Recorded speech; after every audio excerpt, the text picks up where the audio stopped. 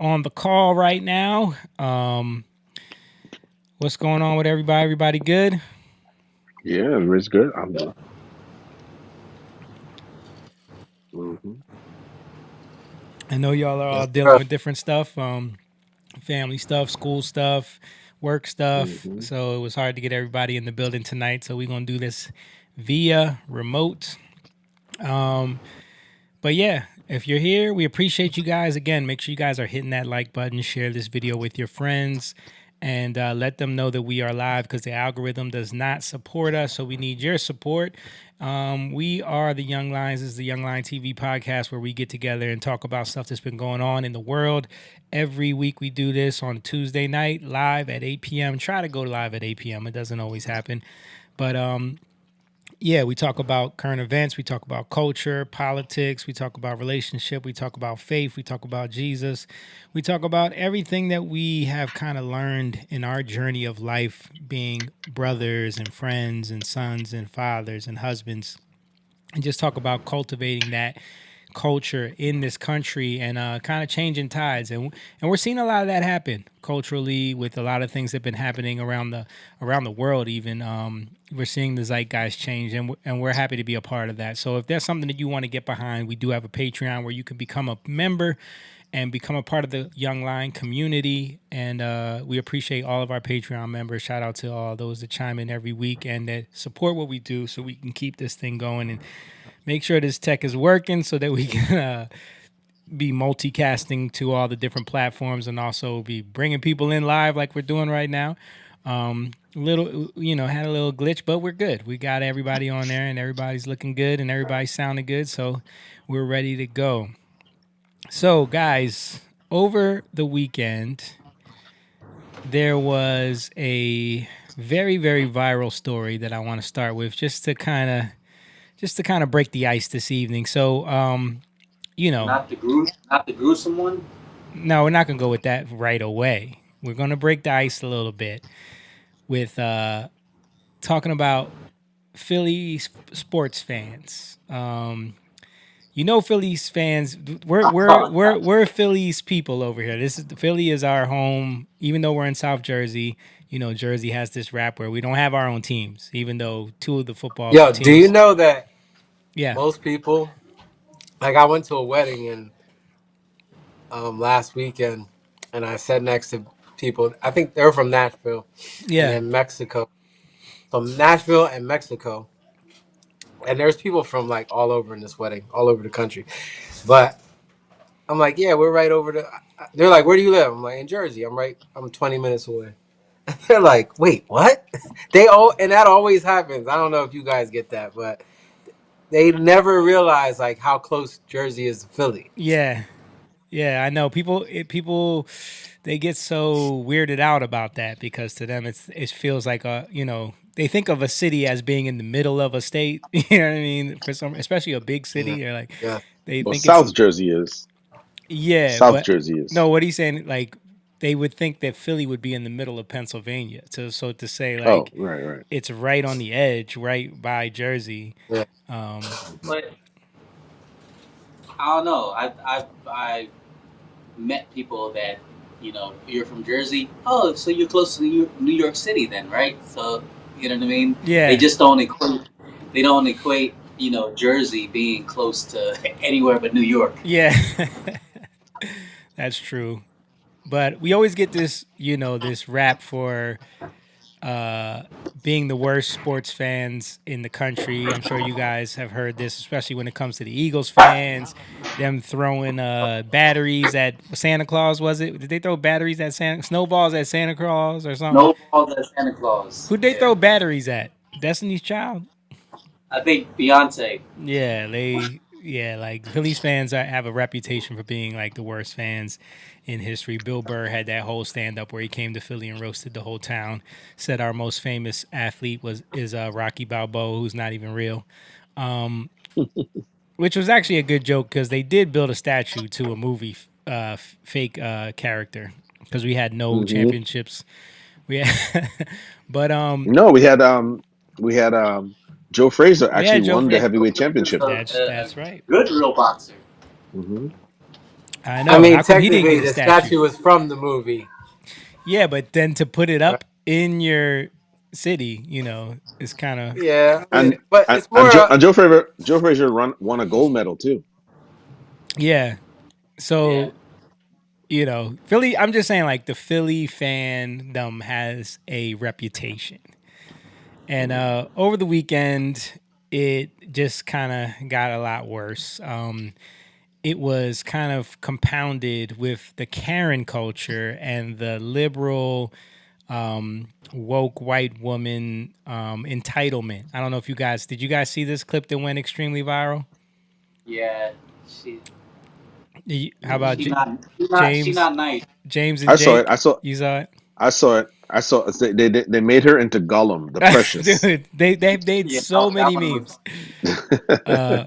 So for those that didn't see it, let's do a little we'll play a little bit of it. Let me see, where do I have the main situation? Okay, so where's the main video?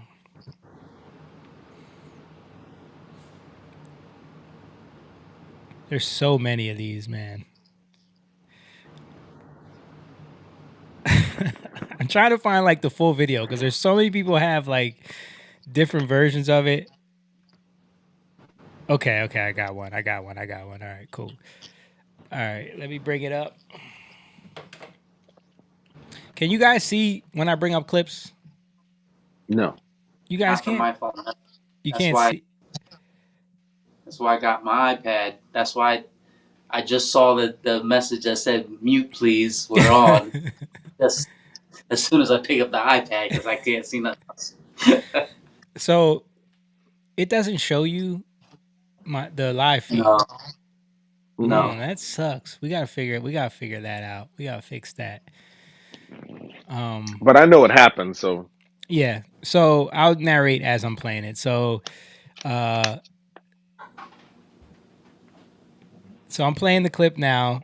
There was a home run that was hit into the stands, and this guy, like we've been to baseball games our whole lives. Me and Jake especially. We played baseball growing up. You know how it is, Jake. A ball gets hit into the stands. Once it crosses the outfield line, it's up for grabs, right? Like it's hmm anybody's ball. Whoever gets it, whoever catches it, if it hits the ground, it's whoever could pick it up first. So the ball lands kind of in the seats, and this Phillies fan, he runs over there a couple seats. He's probably like 10 seats over, and he runs over and he gets it off the ground. And there's this white woman in a Phillies jersey, and she's reaching for it as well, but he got it before her, and she's clearly upset. She's like reaching, she tries to grab him, but he got away in time. He's not even paying attention to her. And he walks it back over to his seat, and he plops it in the glove of a little boy. So we come to find out that is his son. He's hugging, and if you can see right now, he puts the ball in his son's glove, and he's hugging him. And here comes the woman charging over towards him. She grabs him by the arm. And then look at it. Oh man, I need you guys to be able to see this so we could laugh about this, because one of the most funny things about it was his I can reaction. see it on the. I can see it on the iPad. Okay. So He hit, grabs. He grabs his arm but like then look at right his here. reaction. Look at his reaction when she grabs. He grabs onto his son like this. No, but look at the hand Oh yeah, motions he makes he when was he after was she super confronts him. surprised and He like yeah, it looked was like he was about to frightened. fight. No, he was like startled. hmm I saw that. Yeah. So then Yeah, they start hmm arguing, and she's pointing back. She's saying, "That was my ball. You stole it from me." And they go back and forth for a little bit.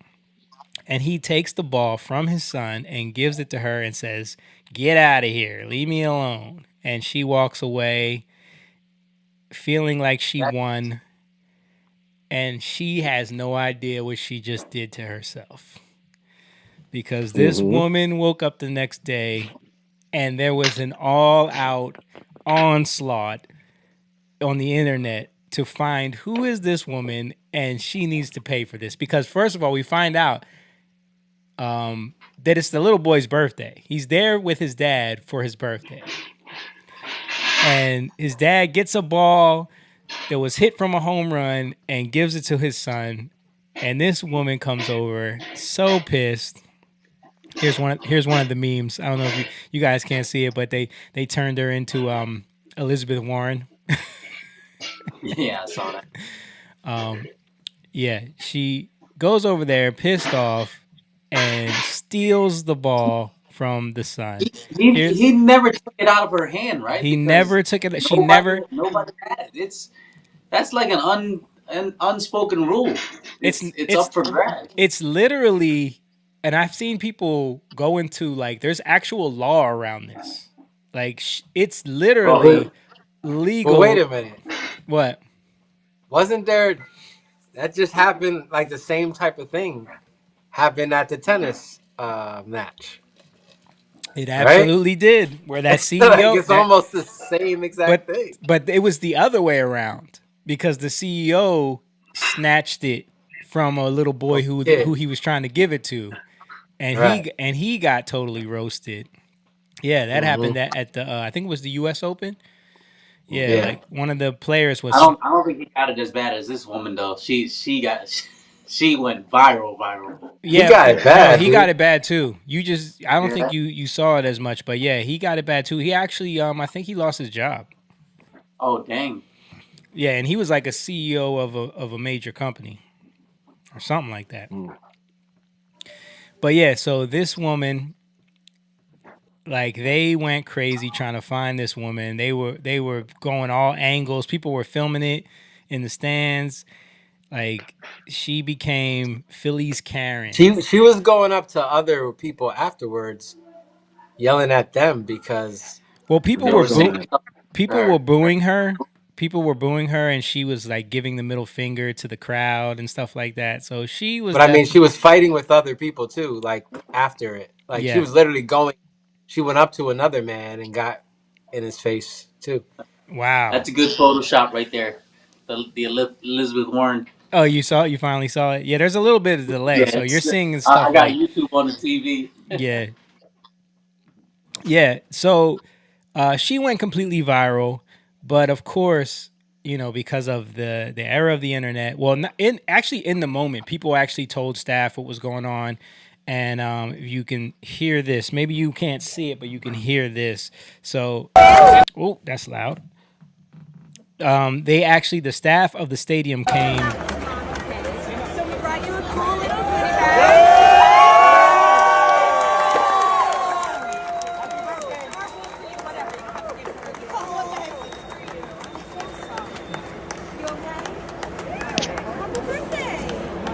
So the staff came to check up on him. They told him happy birthday. They gave him a care package with a bunch of stuff, bunch of like paraphernalia to make up for it. They checked on him to make sure he's okay and said they're so sorry that happened to you. I know the lady had to be feeling like, uh-oh, maybe I did something wrong.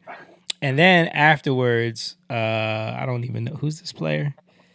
One of the player, I think it's the player that hit the home run. He gave him a signed Hmm. baseball bat. Hmm. Yeah.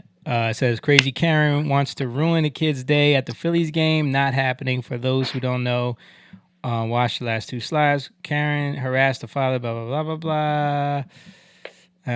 Yeah, doesn't say. But yeah, so I haven't watched the Phillies in years. I used to know all the players, so I don't know who this guy is. I'm sorry. I only know Bryce Harper, and he gave him a signed baseball bat.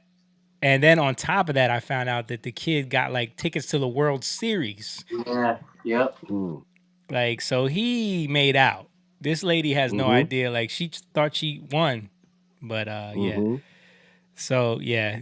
I just want to point out And like the reaction of the dad though was very beta male. Like, yeah. why would you give that ball back to the lady? And like his whole, even when she approached him, like he was so startled. It was very strange. Yeah. I don't have a problem with him giving it back, but I do agree with you.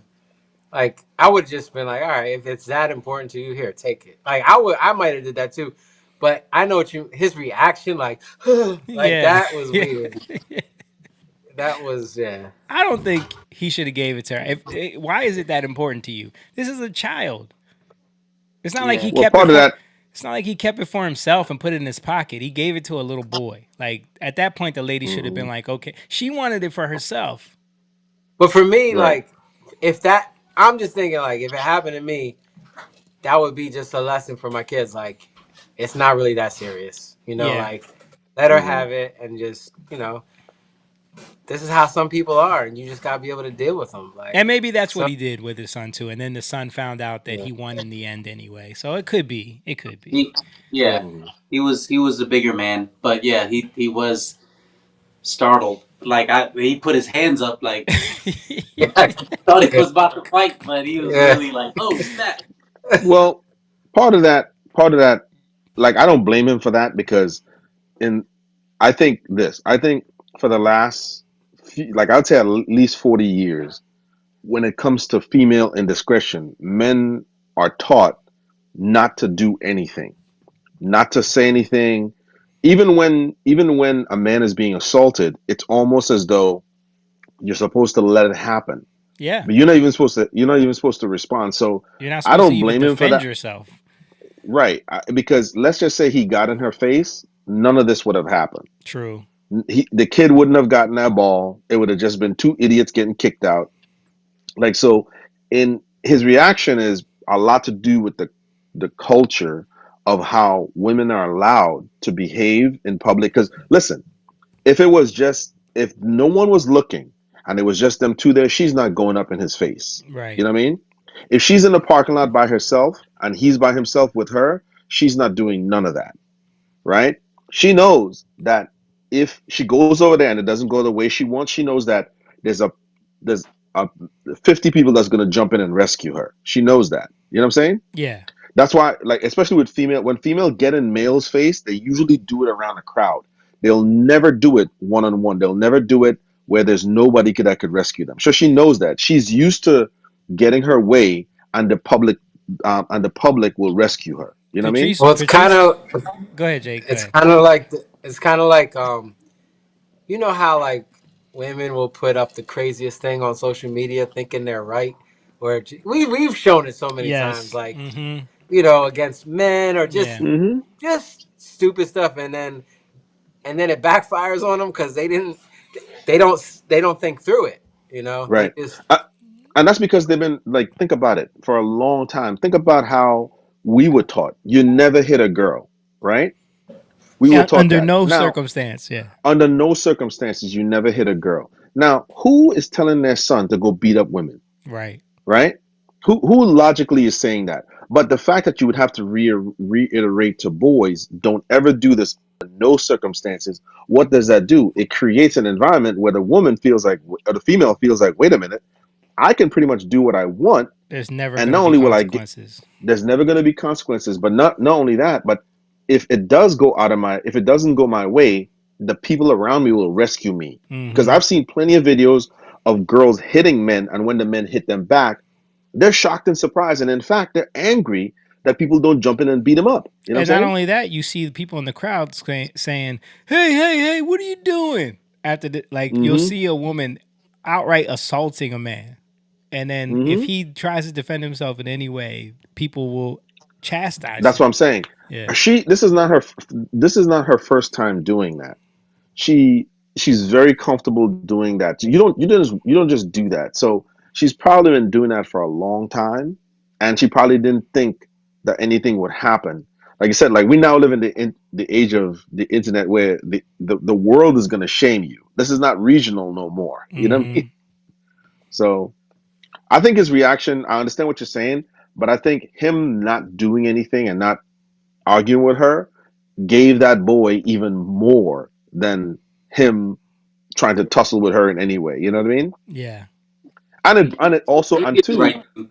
and two it highlighted that behavior in females, because this I'm telling you, we know women are capable of this, but this is the first time that it's being played out where we're seeing females being aggressive and violent, because the narrative has been like girls and women are not like that, and men Yeah. are. Right. You know what I'm saying?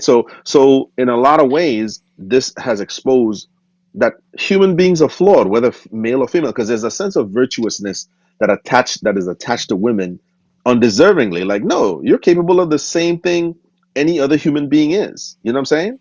Yep. So I Cruella think the Fifth. You saw right. I'm showing one of the memes where they called her Man, Cruella de Phil, and they because of her you know, haircut. And I Hmm. do want to point out, Jake. We talked about this last week too. Look at the glasses, man. It's almost like it's glasses and definitely something. the septum piercing. There's something And the about it. funky and the funky haircuts. Yeah.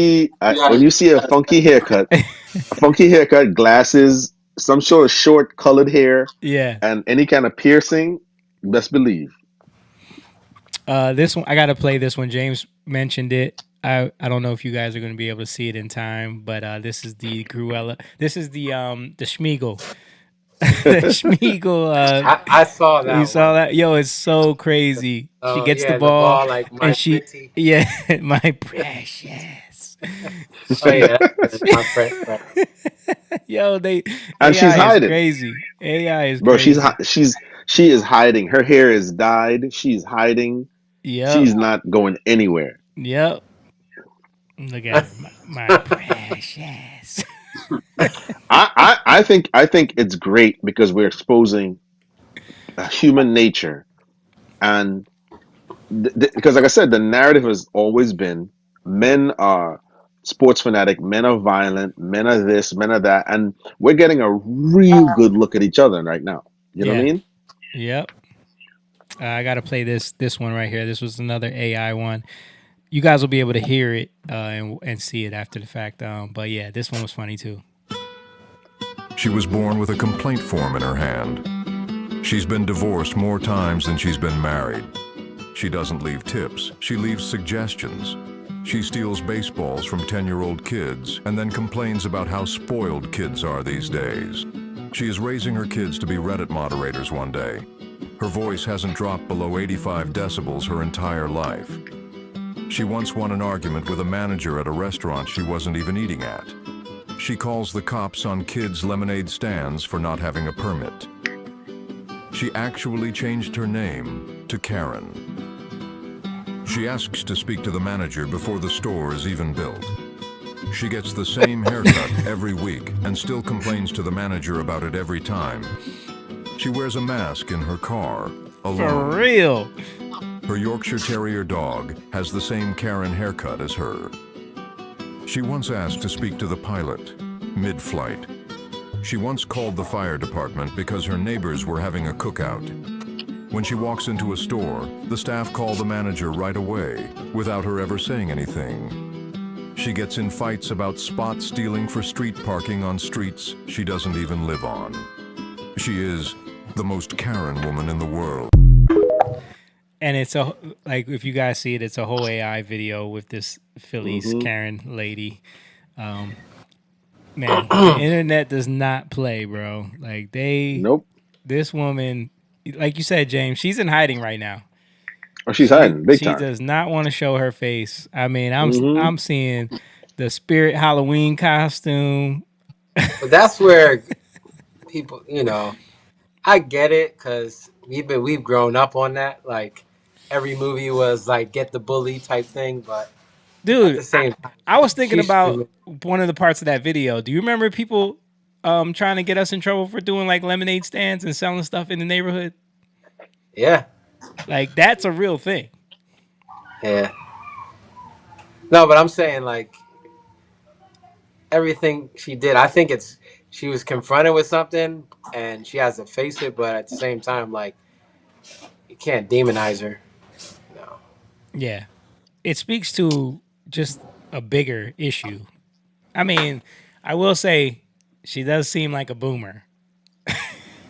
She doesn't seem like and boomers have this reputation for not caring about kids and not having that just Right. having this like jaded mentality where it's all about them. You know what I mean?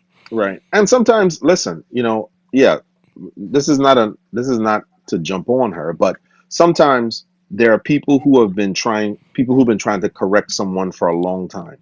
And it's so easy to lean into the victim mentality when you don't have a clip of you taking a ball from a 10-year-old. And I Right. think sometimes it takes an incident. Hopefully, she, like I said, she's probably in hiding.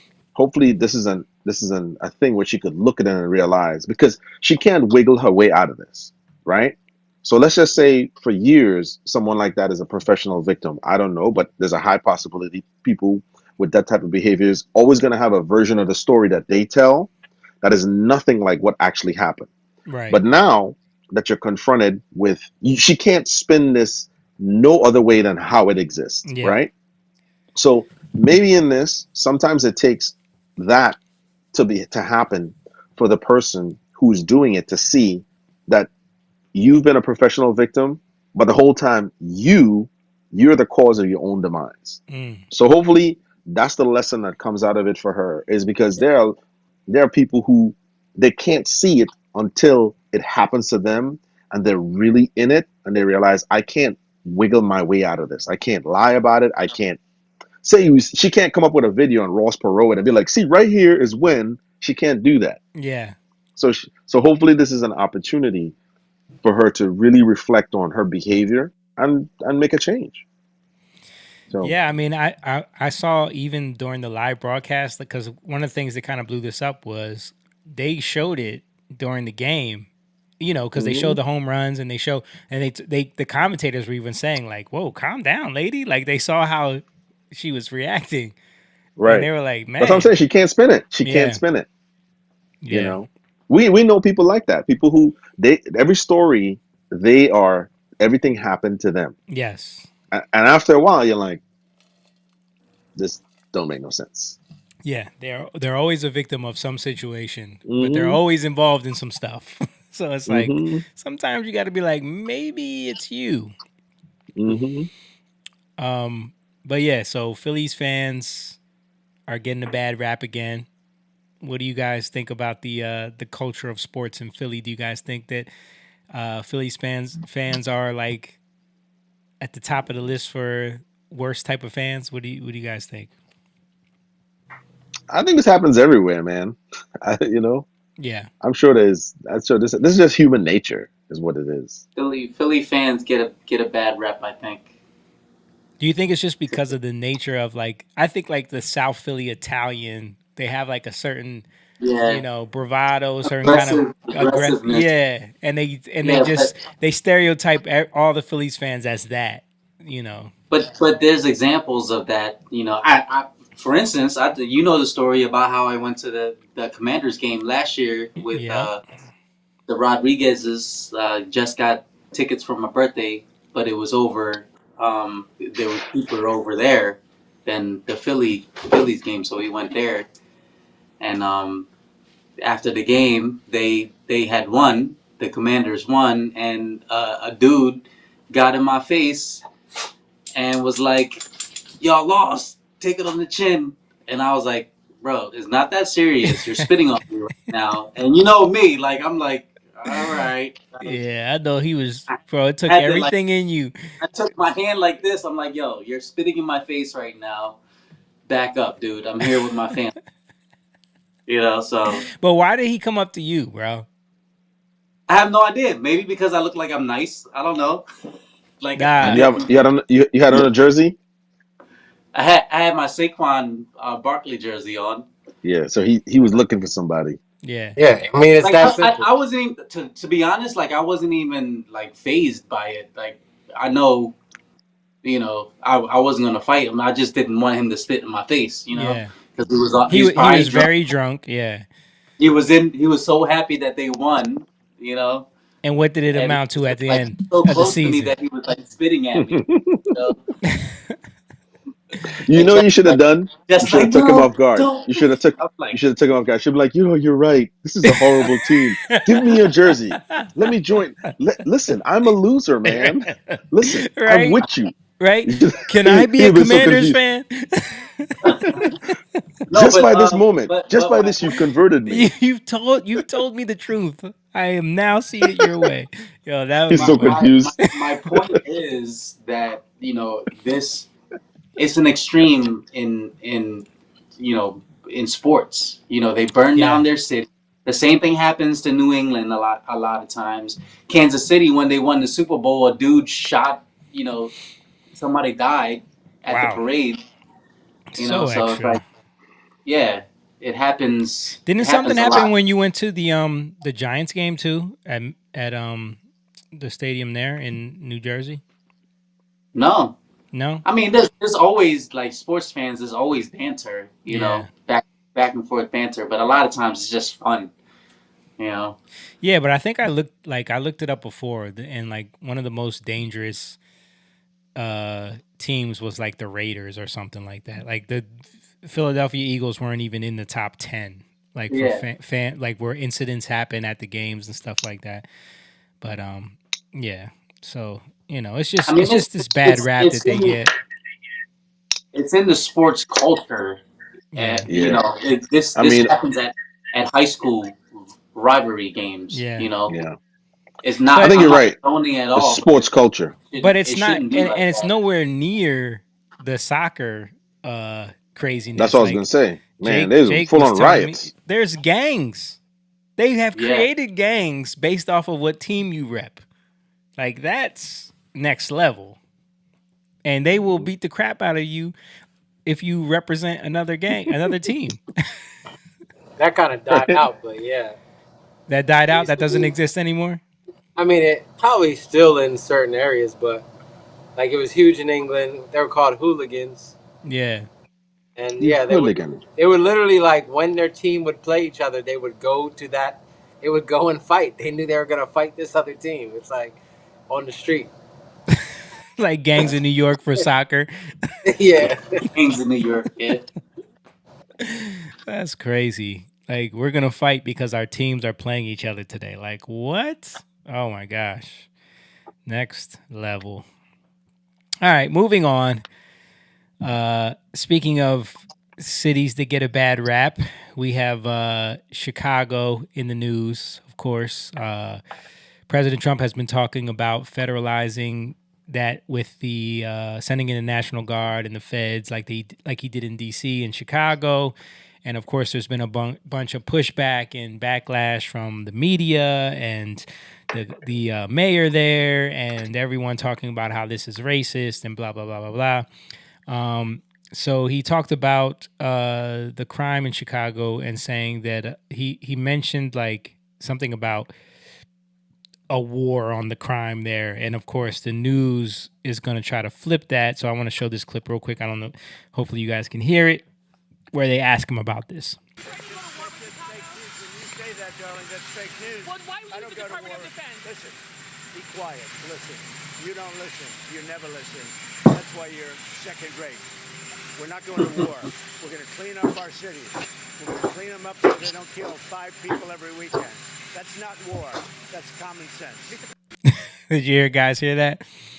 Mm-hmm. So she says, "Are you going to go to war with Chicago?" Like, oh my gosh, seriously. And he tells her, "Be quiet. Listen, you're fake news. That's why nobody listens to you. Blah blah blah.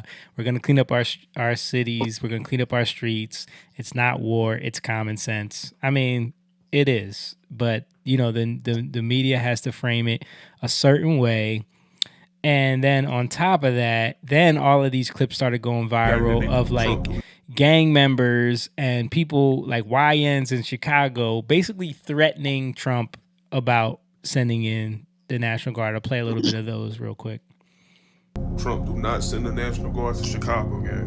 Do not, I repeat, do not do it. We are a different fucking breed out here, nigga. We are not Los Angeles, nigga. We are not Washington, D.C., nigga. This is Chicago, nigga. Them niggas go fight back. I'm telling you, them niggas go fight back, gang. Whatever, I don't give a fuck what you talking about. Them young niggas got switches, gang. They not going for that shit, bro. I know a bunch of y'all finna say, oh, it's the National Guard. They can't do anything about it. They must go in Chicago. Nigga, do y'all know that it's more bad people than good people, bro? There are over 100,000 gangs in Chicago by the city by itself, gang. So threatening Trump not to send in the National Guard. Here's another video along the same lines.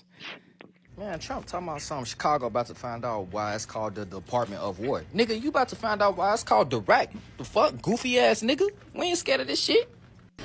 Now there's that guy. Another Asgardian? So he basically went on to talk about how, there's too many gangs and, people got guns out there. I don't think these people understand what they're saying or how this would actually work. And where was all this tough talk when the migrants were taking over their building? Right. Right. Right. Or taking all the resources. The Tren Mm-hmm. de Aragua, they wasn't out there having shootouts with them. So Mm-hmm. yeah, these guys can't even settle beefs between each other. They think they're gonna take on the US government, the federal government. Like, come on, man. Come on. There's another video that went viral of some young Chicago men. They drove to a local police station to show off their guns after the reports that President Trump was going to send in the National Guard. I'll play a little bit of that. You guys won't be able to see it, but it's just young men standing on top of their vehicles with masks on, and they're showing all their guns with the switches. Like my man said in the other video, they got switches, they got 100-round clips and canisters, and like they really think that that's gonna matter at the end of the day. But and then they want to tell us that there is no culture of violence, that there's no issue, there's no crime. But they're literally saying, don't come to Chicago because there's so much crime that they're going to fight back. Like, which one is it? Mm-hmm. Um, And what this is too is, to me, um, they're being incited. I don't think that I don't think that these guys are necessarily sitting there watching the news with bated breath. I think this is an era of incitement where they see something, they they hear it, and they decide to go make a post, because they we're in the era after COVID. It's the era of like, incitement. Go do what you want, and come here and see what happens. yeah. This kind of tough talk. Well, You know what I'm they saying? haven't seen any real repercussions. There haven't been, Hmm. like, a lot of these guys, they'll get locked up, but they're getting let right out. Like a lot of these guys, like they look at what happened during COVID and the George Floyd protest. They burnt down so many buildings, they caused so much damage, and nothing was done. I mean, Hmm. people were pointing out that if Trump does, the main reason why Brandon Johnson is so against Trump going into Chicago is because if they go in and actually clean up the crime in the city, Chicago stands to lose $800 million in federal funding for crime. You know what I mean? Like, this is how much money they make off of there being a lot of crime in the city. There's Hmm. $800 million at stake here. So Yep. they need the crime to continue. So, like you said, James, they need to incite these gang members to go out and be more violent so that they can continue to rake in and actually ask for more funding from the government to combat crime, which they Hmm. never end up doing. They just waste that money. So what you're saying is that governments are not built to stop anything. They just want to grow in Exactly. funding. Oh yeah. They just want to grow Oh yeah. in increasing what they're getting paid, Oh yeah. and they forget that the whole point of government is to serve the people. It's a service, and Right. we don't look at it like that anymore. Exactly. No, and part of it too. I read this a little while back, maybe about 2 months ago. The New York Police Department, the chief, police chief, and a couple other high-ranking officers, were being investigated for massive overtime. I'm talking over $100,000 extra in overtime. Yeah. So we ask ourselves, why is it that because there are good cops, there are plenty of good cops that want to put a stop to this, Mm-hmm. but the blue veil and the brotherhood, the fraternal order, is shut your mouth and take the overtime, right? Right. You're not actually going to be doing any arrests. You're just going to take the overtime. You're just going to be a police presence. And this officer said he did an interview. His face was blocked, and he said, "Listen, we want to put a stop." This is from New York, by the way, which is very similar to Chicago. He was saying, Mm-hmm. "We want to put a stop to this." He's like, "But a lot of the officers are told to shut up the overtime because you're going to make 40, 50, $100,000 in overtime because you're just standing there. You're just police presence. Yeah. Imagine the four of us. Imagine the four of us standing around all night in our thing. We're not doing anything. We're just standing there talking, drinking coffee. If we get a call, we go. If we may not go. So there's the policing itself. All of that has to change because it's just turned into a big overtime. And if you speak up, you get fired like that guy. You know what I'm saying? Or you get shunned, you get blackballed in the You get shunned. system. Like Yes, you get shunned. Yeah. they look at you as a pariah amongst the Yep. brotherhood, and then you Yep. can no one wants to deal with you anymore. And that's how you keep the police under control. Exactly. One of the smartest members of Congress wants to explain to us exactly kind of what you're saying here, James, about the role of policing. And, she is going to break this down. I'll just play it real quick. I want to be clear that, like, law enforcement isn't to prevent crime. Law Yeah, like enforcement solves crime, okay? That is what they're supposed to do. They are supposed to solve crimes, not necessarily prevent them from happening, per se. Yeah. So what? you heard What are that you That's there it. talking about? from a sitting member of What? Congress. As she, dude, as she was speaking, she realized what she was saying Yeah, was dumb. you saw it in her face, right? You saw it in Per se. per se. Like, they're not supposed to prevent Right. crime. They're supposed to And solve crime. I think she's right. And thinking of So detectives. so the cops just patrolling. So why do they do patrolling? Right. Right. You know, bro, I'm telling you, it's it's massive. The amount of money, the massive overtime that these guys are collecting. And you see, that language he's saying is letting anybody who feels like they want to come complain. I'm talking about the police officers now. Like you said, Jamie, they're going to be shunned and they're going to be a pariah Yeah. because they're actually good cops and good detectives that actually do want to put a stop to this, right? But they're not allowed to. They're up against the They're, machine. they're up against a machine. If you don't have the governor, if you don't have if you don't have the governor, the mayor on your side, look at Florida. There's a sheriff down there. He's telling people, go ahead and try it if you want to. Yeah. You're not going to get away with it. You know what I mean? Yeah. But over here, like I said, imagine you're a cop. Let's say you're making 50, 60,000, and you're told shut up and play, and you'll make 80,000 extra in overtime. What are you going to do? Yeah. Yeah. So now your take home salary is $150,000. You're gonna shut up. You're just gonna put on your bulletproof vest, walk around, stand around, talk to each other. You're not doing anything.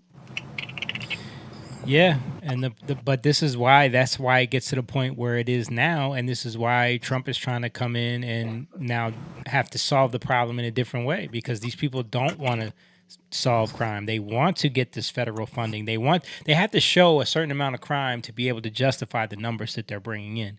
So they need Hmm. it to seem like an insurmountable problem. We need more policing. We need more funding. We Right. need more support from the federal government. That's the only way to solve this. Hmm. so it's like it's to me it sounds like the homeless crisis over in California. Exactly. It's big Exactly, money. bro. Yep. It's big. The only thing that they could, I don't know how they could do it, but like the people who are making videos threatening the government, if they should get arrested They should and charged. 100% be found and arrested. So it's like that's the only way that this kind of stuff is going to get stopped if they're getting federally charged with domestic threats. You know what I'm saying? Yeah. Because then that'll supersede the state and the police department. You know what I mean? Because they're making a national threat on the government, on the president and the National Guard. That's a terroristic threat. But I don't know how that would work. But that's the only because you're not just threatening your local police department. You're basically saying, "Come here if you want to and see what happens." What does that mean?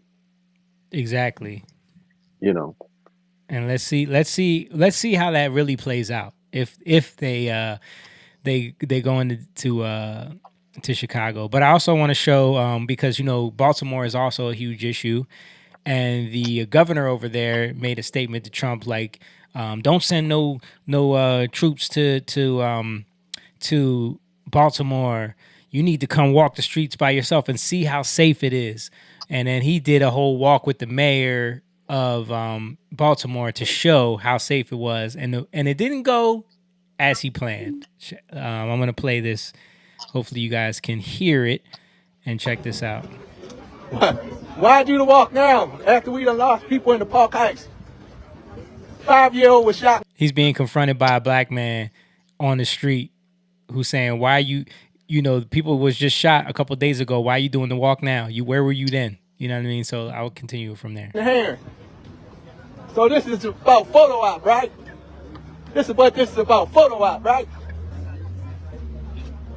This is what this is about, photo op. And you're gonna ask the president to walk the street with you. But look what you got walking with you. Y'all won't walk the street like this by yourself. So he's calling him out because he's got a bunch of security, police officers, whole entourage of people walking with him through Baltimore. But you telling Trump it's so safe, you need to walk the city with us. And he's doing this walk there's tons of camera people there, news, it's a photo op. And this guy's calling him out because he's saying people are dying all the time. People getting shot all the time. Where are you at then? You doing this because Trump said something. And now, look at you walking with all the security, you walking with all these police officers. This ain't nothing but a photo op. But look what you got walking with y'all. All of this. All of this. How much money y'all spending for this? Photo ops. Don't touch me. Look at that. Photo ops. 2 little girls walking Park Heights. 2 little girls walking Park Heights now. This is photo op. Photo op. Look at her. Look at her. 5-year-old girl got shot in the hand. But y'all didn't come up here then. But now this is photo op because Trump said something. So now y'all want to come up here. Because Trump done said something. Trump done made you move now. Trump done made a move now. Now they want to come up here. And what he's calling out is the fact that these people don't actually care. They don't. They only need to score political points. They're using this as a photo op so that they can get visibility. Because this guy is the governor now, but he probably wants to run for Senate. He probably wants to eventually run for president. So they need these little moments to create visibility, to make a name for themselves, to show this is what we're doing to combat Trump. But they don't really care and show up on the day-to-day when there's all these issues, people getting killed, shot. He said a 5-year-old girl got shot in the hand. And they ain't hearing nothing from these people. The mayor's walking right next to him, that other guy. And, the ones that are telling you that there's no crime in these cities. And so he's calling them out. But, yeah, he didn't expect that. And we need more of that, man. We need people to call these politicians out. And he's filming it the whole time and then posts it on social media, which is good because people need to see that. And I know this is wishful thinking, but I think part of the problem where mayors lack or these leaders lack foresight in what's happening in the community is when they're elected, they're not moving to the worst part of the community. They're moving into a very secured government facility where they don't have to, their kids, they don't have to walk through those neighborhoods, right? Yeah. Yep. So they can easily escape the lower flung parts of society because they don't have to be there. You know what I mean? That's a put it in the background. If they were required to go there and actually work out of those cities, like let's say for instance, you wanted to be the governor of New Jersey, but in order to fix it, you have to go. Your office is in Camden or in whatever in Newark or whatever. Yeah. I guarantee you the attitude would be different. You know what I'm saying? Yeah, absolutely. But they know that they don't have to do that. So like the guy said, he's exactly right. That's a photo op. You came down to make it look like it. Because once you're done with that takes like half an hour, and you're out of there. You don't go back there for months. You know what I mean? Or if not for the rest of your career. No one see. I bet you most people didn't even know that was the governor of Maryland that are watching this guy walk through there. Shout out! I gotta give a shout out to the people on YouTube. We got 52 people watching on YouTube. I see y'all in the chat, man. Make sure you guys hit the like button. We only got 15 likes on there. Hit that like button and share this video. Let us know where you're watching from in the chat. We got a lot more stuff to get to, but yeah, I want to show this other video Again, I wish you guys were in studio so you could see this, because he just got roasted because he did this photo op. Baltimore Governor Wes Moore flaunts a $1.3 million McLaren with 1 in 5 residents living in poverty, a rate nearly 50% higher than the national average. I'm gonna show this video. I don't understand what the point of this was. He got into a McLaren and did like, hold on, I'm just gonna play it. I think he says something.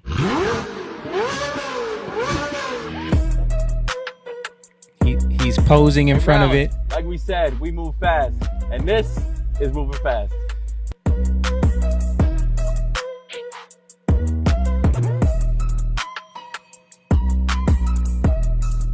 In Maryland, we move fast, and he's sitting there driving around. He did the rap thing. Yeah, he did. He was posed up in front of it doing this. The thing is nice though. Yeah, James, it is. Oh yeah, I'm looking at it. Yeah, it's nice. Mm-hmm. But yeah, like, it's out of touch though. If you know Mm-hmm. you're representing people that need assistance, people that need help, people that are struggling. Yeah. You shouldn't be walking around like that.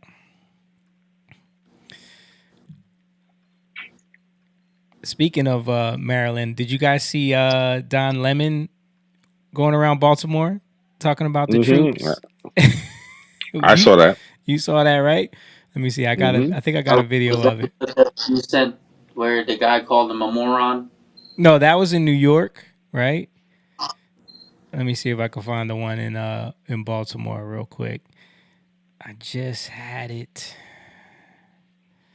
Hold on a second. Are people watching Don Lemon? Does he have fans? He has a YouTube channel now. Yeah, does he have fans on that, or is it seems like he's going more viral for like the dumb stuff, you know? I think he is getting more. He's getting more viral clips just because like he is making himself look stupid. Here you go. I'll play a little bit of it. He's going around Baltimore asking people about how they feel about Trump talking about bringing in the troops. And here we go with he's going up to a black guy, expecting to get the answer he wants. The president said he wants to send troops here to Maryland. What do you think, Baltimore into Maryland? I'm not opposed of it. Right. I think it'll be a good idea. Why so? Maybe we can clean up some of this crime-ridden neighborhoods. Uh-oh. Yeah. You know? Uh-oh. Crime bad? Very bad. Atrocious.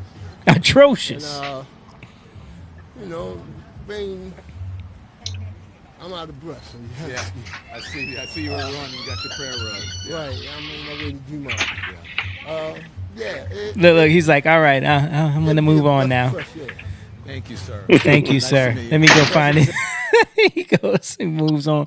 And then, the bikers, you know what I mean? The 12 o'clock boys. They hold on. send them? Straight, you know, it's getting out of hand, man. All these killings all the time. You know, the murder rates going higher and higher, and all the drugs. They don't got no programs. You know, I mean, they do, but they don't work.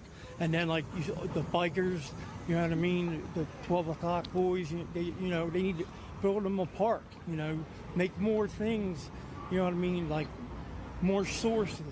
So you said send the troops and sources, or no, like send the troops to straighten everything to straighten out, everything you know out, then, yeah. Like, you know, make Baltimore great again. You got to make it safe and secure first before you bring in the programs. You can't just, send money in there when it's crime everywhere. Here's another clip of him in Baltimore. I've been a resident of Maryland all my life, so I think it would help some. Why so? Coming from a family that was broken up, my husband was murdered 2 years ago. Uh-oh. And nothing was ever done. Murder where? At home? Right out in front of our house. What? Sorry. It was a carjacking gone wrong, and they shot him in his head.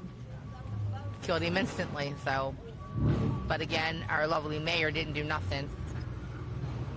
Did they ever find the perpetrator? Nope. So you want to see it? Yes, I want justice. You want justice, and you would like to see the troops here in the National Guard? Yes. Thank you very much. Thank you very much. Moving on. Mm-hmm. looking for somebody. Yeah. And he didn't get what he expected. He's walking out there thinking that everyone's gonna see. Don Lemon has been in his elitist bubble for so long that it's actually funny to see these clips. Like James, you sent us that clip of him going into New York and trying to talk to people, and that dude calling him out for being an idiot.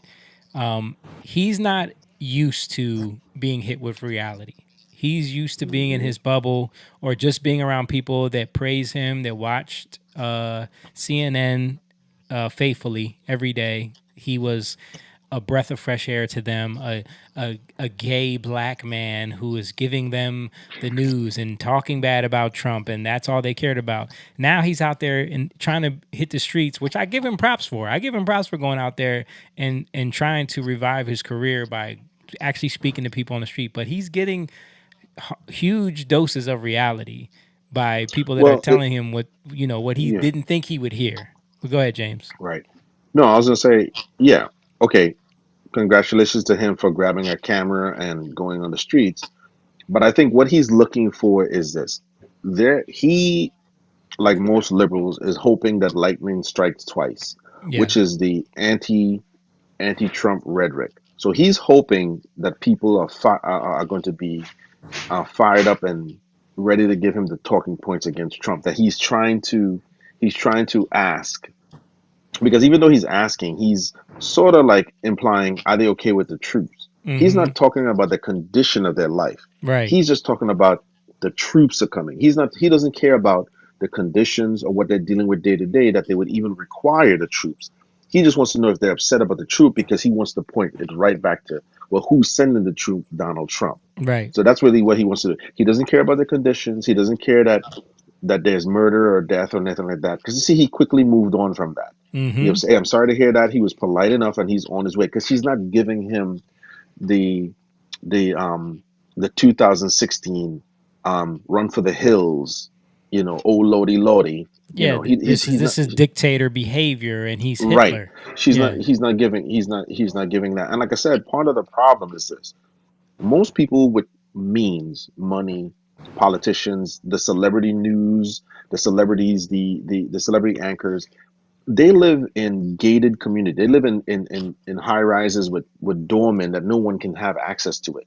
Yeah. So the idea that people for the last few years, at least I would say at least the last 8 years, what we've seen is an out of touchness with the political punditry, the celebrity mindset, and the political leaders, because they don't live in the same places and they don't deal with the real world problems that the Absolutely. average person does. So Brandon when he goes Johnson there, is on the news constantly talking about Trump and how there's no crime in Chicago, but he walks around with 150 police officers right, in his it's a different detail thing. guarding him 24/7. So, Hmm. And like I said, he's hoping that by asking a trigger question, how do you feel about the National Guard coming? He wants him to go off so it's clipped so he can basically prove that people are fed up. He doesn't want to hear about their condition. He doesn't want to hear about why that they have to come. He wants to hear, I'm angry that Trump is a racist. That's what he's looking for, and he's not yeah. getting that. But there's no getting around that. When he had that press conference that weekend, there was like 50 people that got shot, right? They don't 58, care. something like that.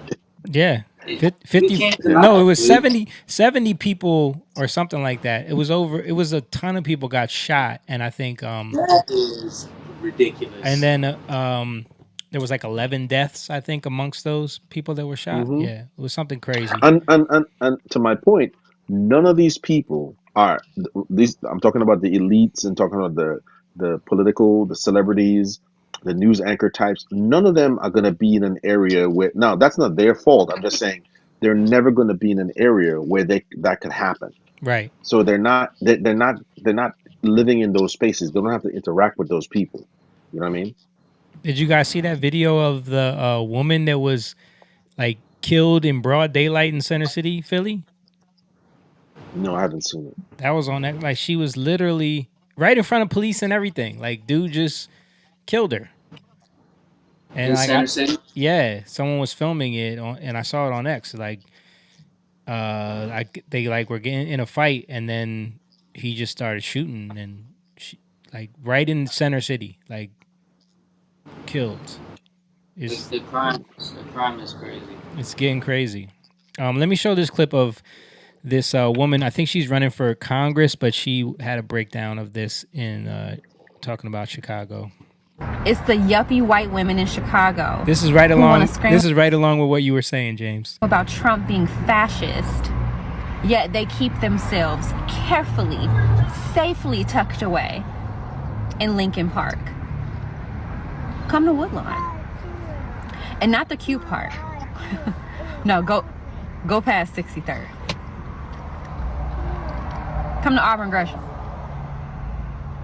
Chatham. Inglewood. Get on your scooter there. And do it about 7 o'clock. Okay. If you're not going to do that, mind your business. That's just like Westmore. Like you're walking through in broad daylight, walking through Baltimore with police officers, sheriffs, all this security. Do that. Go walk through there at about 11 o'clock at night. You and your cell phone, and let's see how safe it is. Mm-hmm. You know what I mean? Yeah, Walk prove through it. walk Prove through it. the hood. Walk through the hood. Prove Yeah. it. You ain't gonna do that. Mm-hmm. It's something interesting also that's been happening because I kind of follow the church world a little bit. Yeah. In Chicago, and a lot of the like popular Chicago black most pastors and apostle prophets, however they're called, a lot of them are getting exposed. A lot of them have been like recently having issues with infidelity, homosexuality, all kinds of craziness. Like it's just been crazy. Like, and I'm talking about not just one or two, a bunch. So Wow. that's something that's interesting too in terms of like what's going on in Chicago right now. Just even on a spiritual side of it, because a lot of times we look at the crime, but what are the churches doing? There's something that's not standing in the gap that's allowing this to be what it is. Yeah. A lot of these churches, like, because there's so many people that go to churches. Like, these churches are filled. Like, a lot of these churches I'm talking about that are, there's scandals.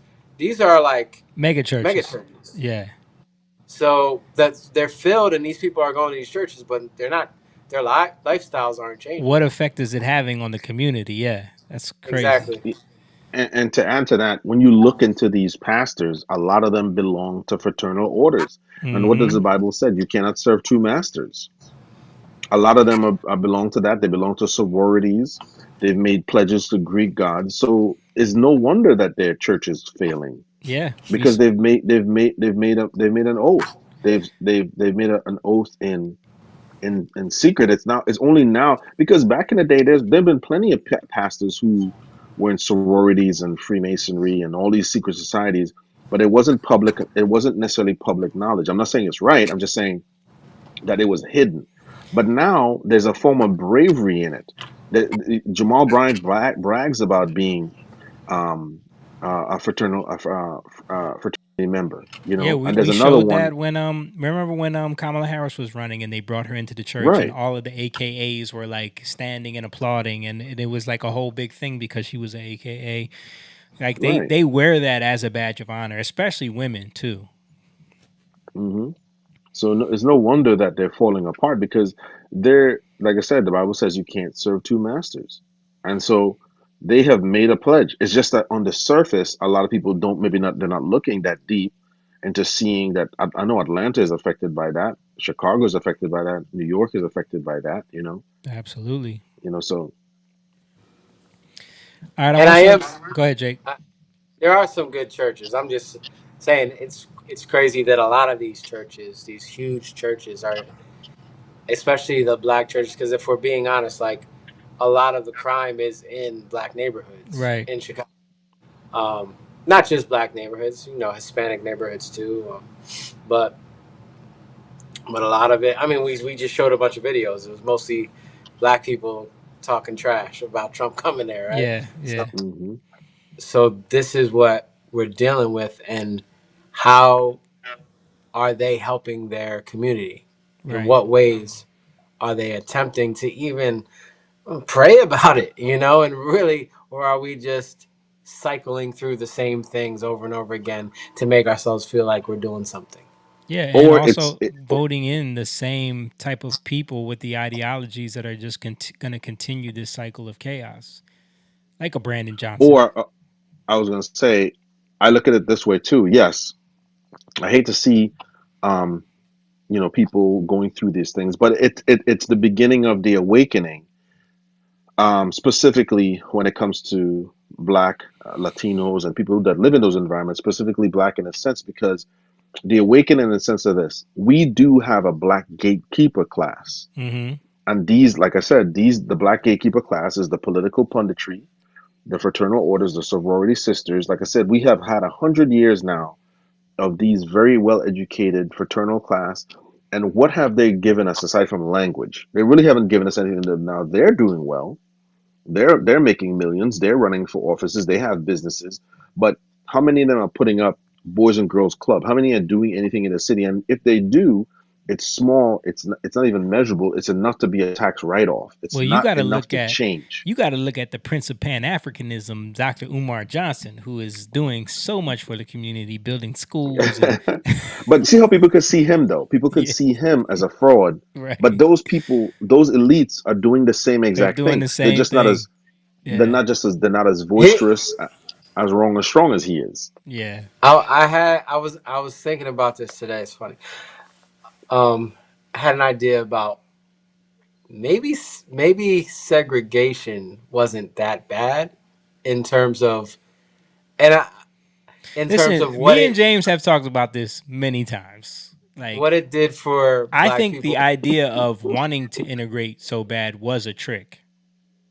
Like Yeah, the idea of I think pushing integration yeah. came from liberal elites, and I think what they saw was a way to continue to elevate their status and create a lower income worker class for their And because monetize that's and what I monetize mean. them. Because like the black community was creating their own economy. They had their own banks, their own uh, stores, their own entrepreneurship, their own Manufacturing. manufacturing, their own sports Hmm. leagues. They had everything that Yep. they needed. And Their own I don't even. schools.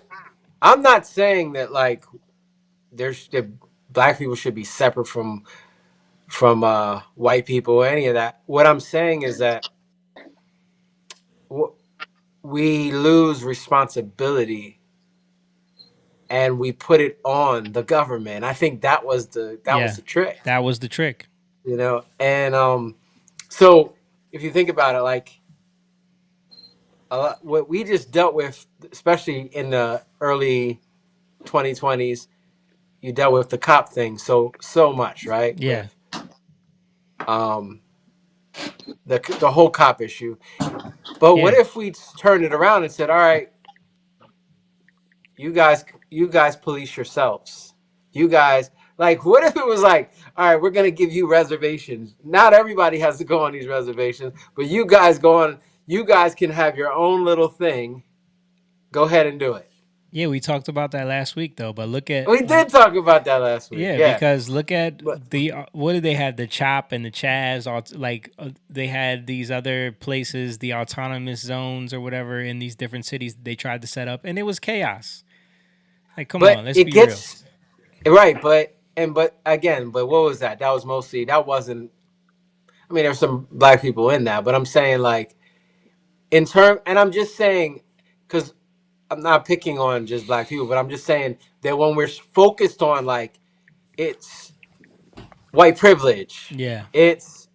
it's the cops, they're the problem. When we're focused on that, we can't take no responsibility because we're putting it on somebody else, Mm-hmm. right? You can never say, okay, let's do it ourselves. And what segregation did, it kind of like made Black people have to figure it out for themselves. Yeah. You know what I'm saying?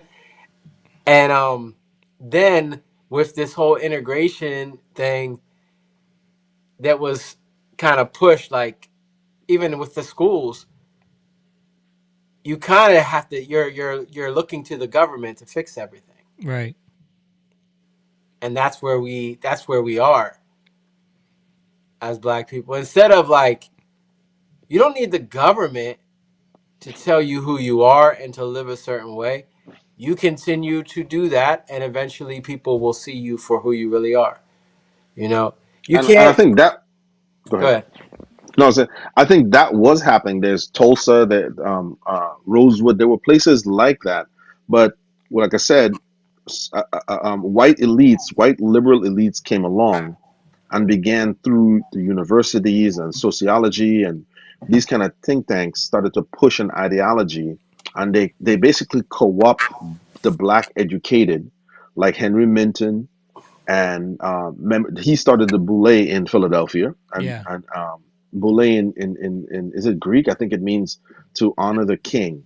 So he was part of a gatekeeper class. That's what I was saying. So once fraternal orders and those sororities started to accept elite, if at first it was the light skin, good hair thing, but then after that they started to adopt the celebrities. They started to adopt sort of political. So there was It there was was just a a concept. status. It was a status thing, Yeah. but they started to really select these elite blacks to be like, all right, you're going to be the management class to your people. Here's the Yeah. talking points. And we know that we have history of that because look at Margaret Sanger. She openly said, hey, I want to start the Negro Project, which I'm going to exterminate the Negro race, but we're going to do it through fertilization, through sterilization, but I'm not fertilization, sterilization and abortion. Yeah. But we cannot let the Negro catch on to it. But if we get black pastors and other black leaders to sell the message to their people, we'll accomplish this goal. This is out of her mouth. Right. And you look at the modern day Democratic Party where Hillary Clinton says she was a hero. Now she's retracted that statement, but she was lifted up before the internet got a hold of this. She was lifted up as a very honorable person. No, So people still revere her as a very honorable no, person. they They they, they they think do, that but they the smears against her are conspiracy theory. You know what I mean? but they've walked it back because the internet has found videos of her and her language, right? And pictures of her with Well, the KKK. picture of her with the KKK. Yeah. So I think that what it is, the Bible says our people are destroyed for lack of knowledge. So too, that's a spiritual statement, but that's a reality statement. People are destroyed for lack of knowledge. You know what I'm saying? Yeah. That can be applied because a lot of people just don't know. When I talk to people about this, I mean, I'm a black man and I'm a citizen here, but I wasn't born here.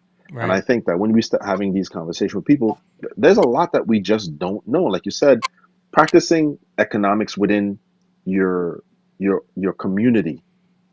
You and I talk about this all the time, Jamie. Yeah. It's intergroup preference, right? Mm-hmm.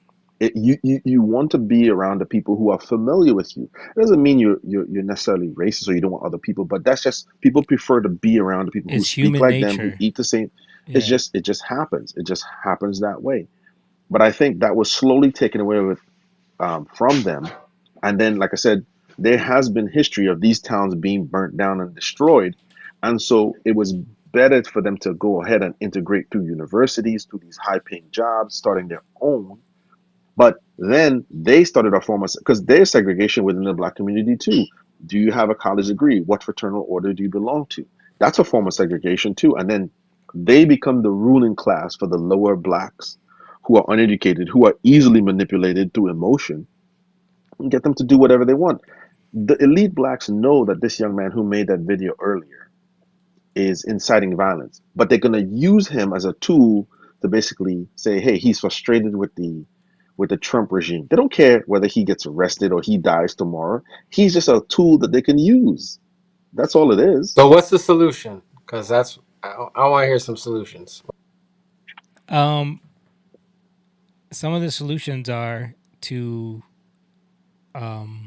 well, we know the main thing is to stop focusing on all of the things that happened in the past and start relying on God and try to bring God into to every one of these situations. We know that, you know what I mean? Then another But one would be, but I was going to say, the other one I was going to say is this, as is the a big part of the issue that's happening specifically in America in general with not just black people, white and black, everybody, but again, specifically in the black community, is the two parent mother father household, right? Where kids, that the idea, we had generations of people raised without a father in the home, without discipline. So these young men are emotional. So we need to start honoring marriage again. We need to start saying, hey, marriage and waiting and building a family, setting yourself up to win in legacy with your children. It's statistically, we have the statistics.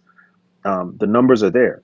Children that are raised in a single mother home are far more likely to commit crimes, far more likely to end up in prison. When you go and you look at it, there's a lot of there. So when you start saying, what are we missing?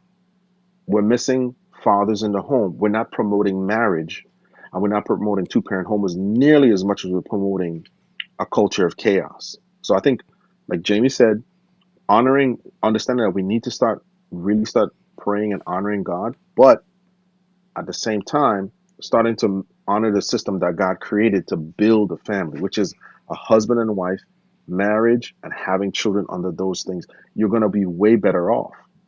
Yeah, and we got to stop accepting the horrible culture that we've cultivated, especially in the black community. I was looking up something when we were talking about integration. We were talking about the spell, no pun intended, with what I'm about to bring up here. But you know that a lot of the HBCUs were started by white people, and Spelman College was started by a white woman, Laura Spelman. Do you know who her husband was? Rockefeller. John D. Rockefeller, exactly. But Morehouse. a lot of people don't know that these HBCUs that they consider to be these black establishments were established by white elites for a specific reason. If they're controlling the education class, especially when it comes to black Americans, they can control the mentality.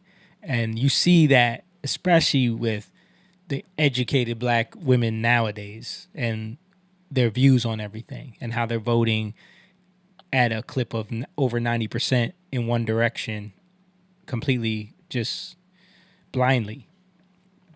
So I just wanted to point that out as well as part of what you were saying there, James. Yeah, so I think like when we think about like my people perish for lack of knowledge, it's not the knowledge you would think of, right? Because you're just saying like people learn a whole bunch of stuff, Yeah. but it takes them down the wrong road. So Mm-hmm. it's really about a shift in mindset and a shift in what is driving us, you know. Because I heard, okay, they set up an elite class. There's an elite class, but how did they get there? Through their desire, you know. Mm-hmm. And the desire is set up because of fear. So, and me and you were talking about this, Jamie. Like, this is science now. We know it. You have the amygdala. You have the hippocampus. Hippocampus deals with, gives context to what we're experiencing in our lives. Amygdala deals with fear, right? Pituitary gland is connected to that by putting out the hormones in that way, like connected to what we're feeling, right? Mm-hmm. And what and even and what we're sensing that turns into what we're feeling. And these are all just things we cycle through. So it literally starts there. The context has to change. You know, if you think about context, how can you got the Hebrew Israelites, right? They read the Bible, but they see it through the lens of slavery.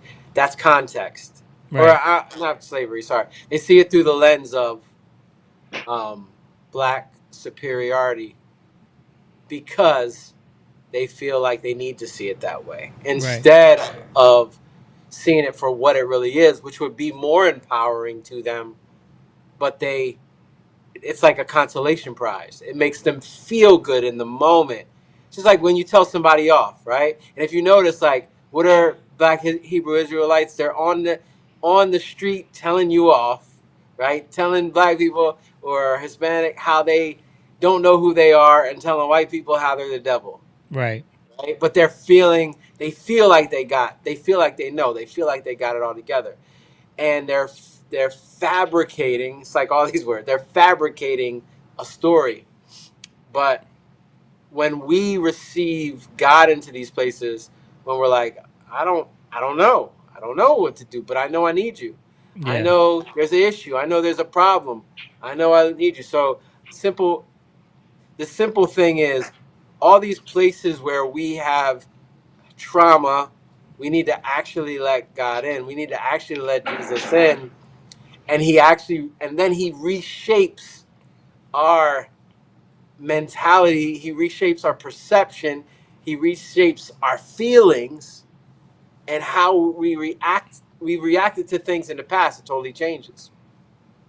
But obviously, that takes time, and that sounds foolish to people in the world, right? People who Yeah. are going after what is gonna puff them up, what is gonna bring them to a place of stature, because that's kind of what we're all talking about, right?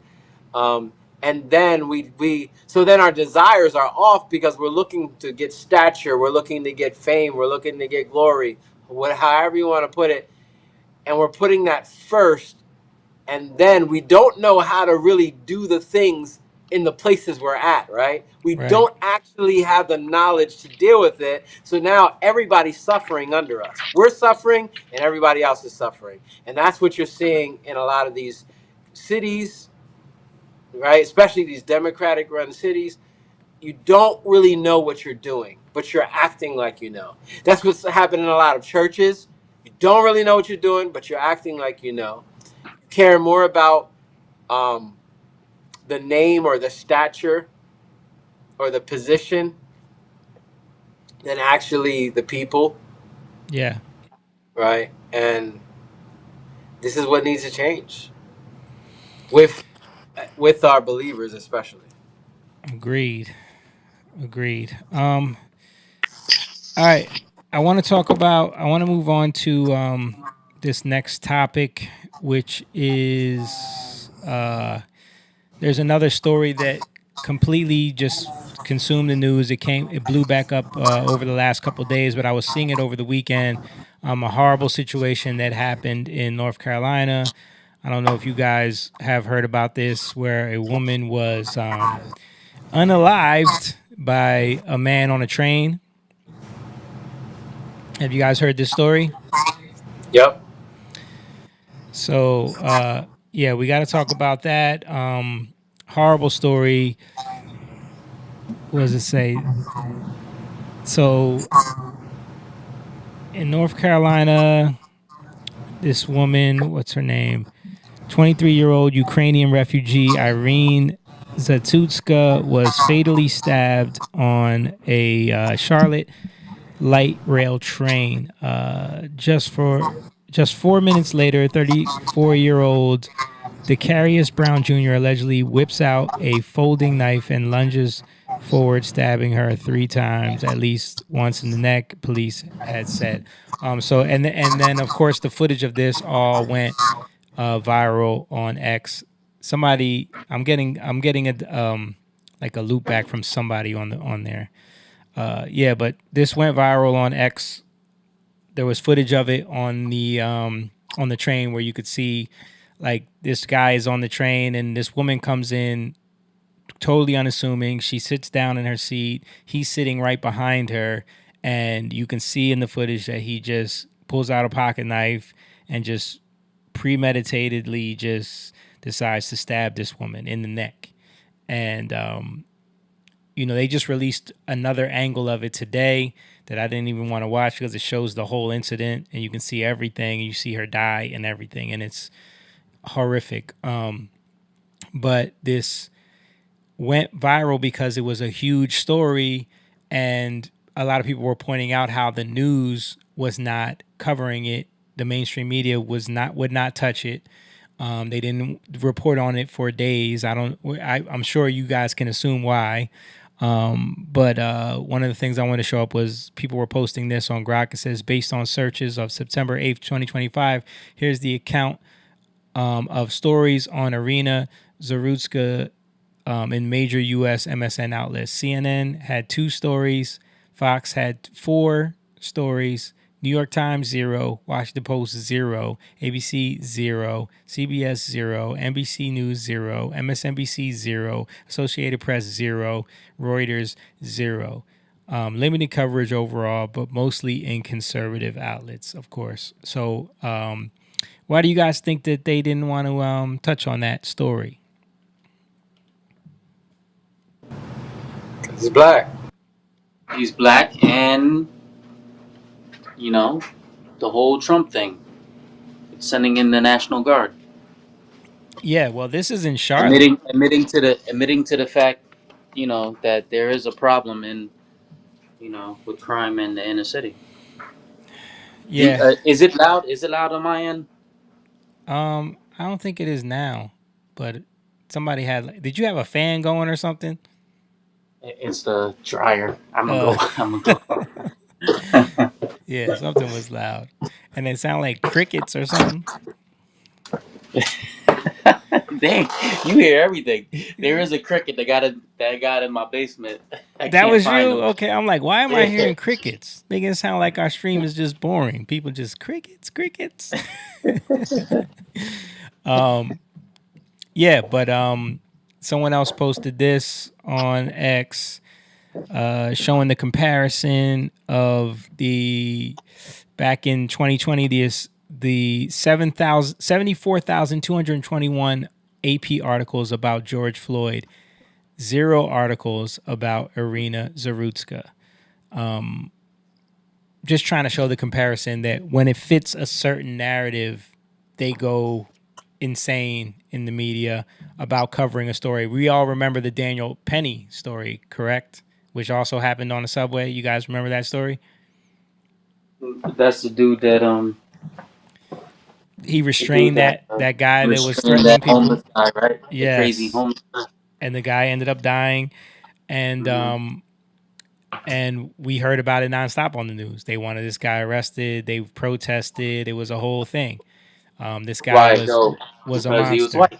right? So that's what is becoming the topic in the news, where it's like we can't talk about this story because it doesn't fit our narrative. So this is what it's doing is it's showing the implicit bias that exists in our mainstream media news sources, where they will overly constantly beat you down with a story if it spins a narrative in the way that they want. But if it's a story like this, they won't touch it. And I remember seeing like the first couple articles and people that did stories on it. It was from the angle of, you know, MAGA is jumping on this story because of their claims of crime and all of that.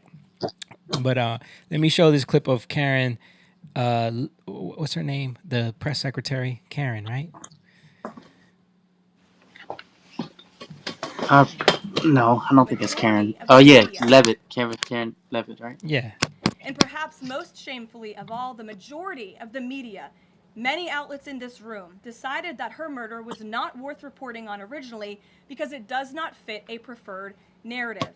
Many of the journalists in this room spilled plenty of ink trying to smear Daniel Penny for defending a subway car from a deranged lunatic in New York City, but none of those same reporters lift a finger to write stories about an actual murderer.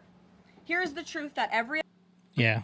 So basically, what we were just saying, she's calling out the media for reporting on the Daniel Penny story, trying to frame him as some kind of murderer. But this guy, who I don't know, have you guys seen any of the footage of this? I can't, yo. I've seen it, but I seen a new angle too, but it's gruesome, dude.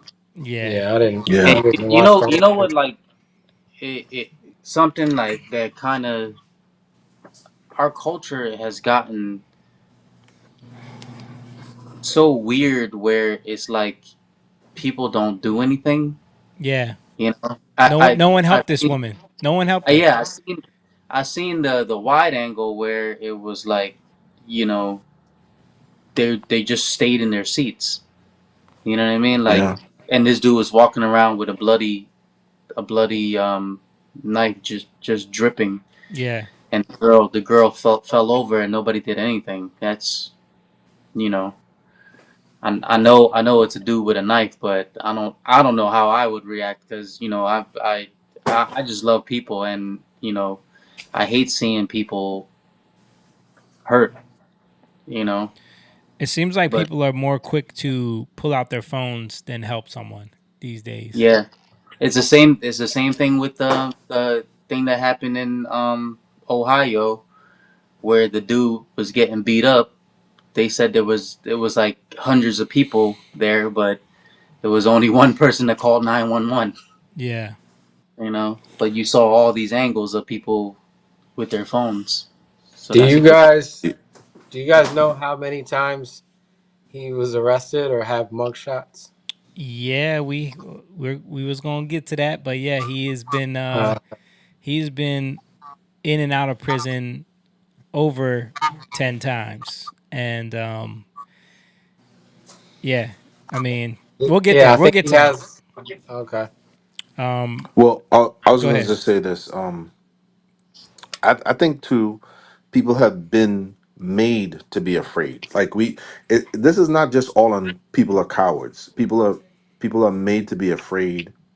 Uh, and I think the narrative from our our political class and our on our media classes don't get involved, right? How many people have actually stepped up and done something, and they have spent the next few years in and out of court, charged with murder, charged with crime. So Well, we just talked we're about teaching Daniel the pup, Penny. That is the Yeah, right? example. Like this guy That's the tried point I'm to making. help. Yeah.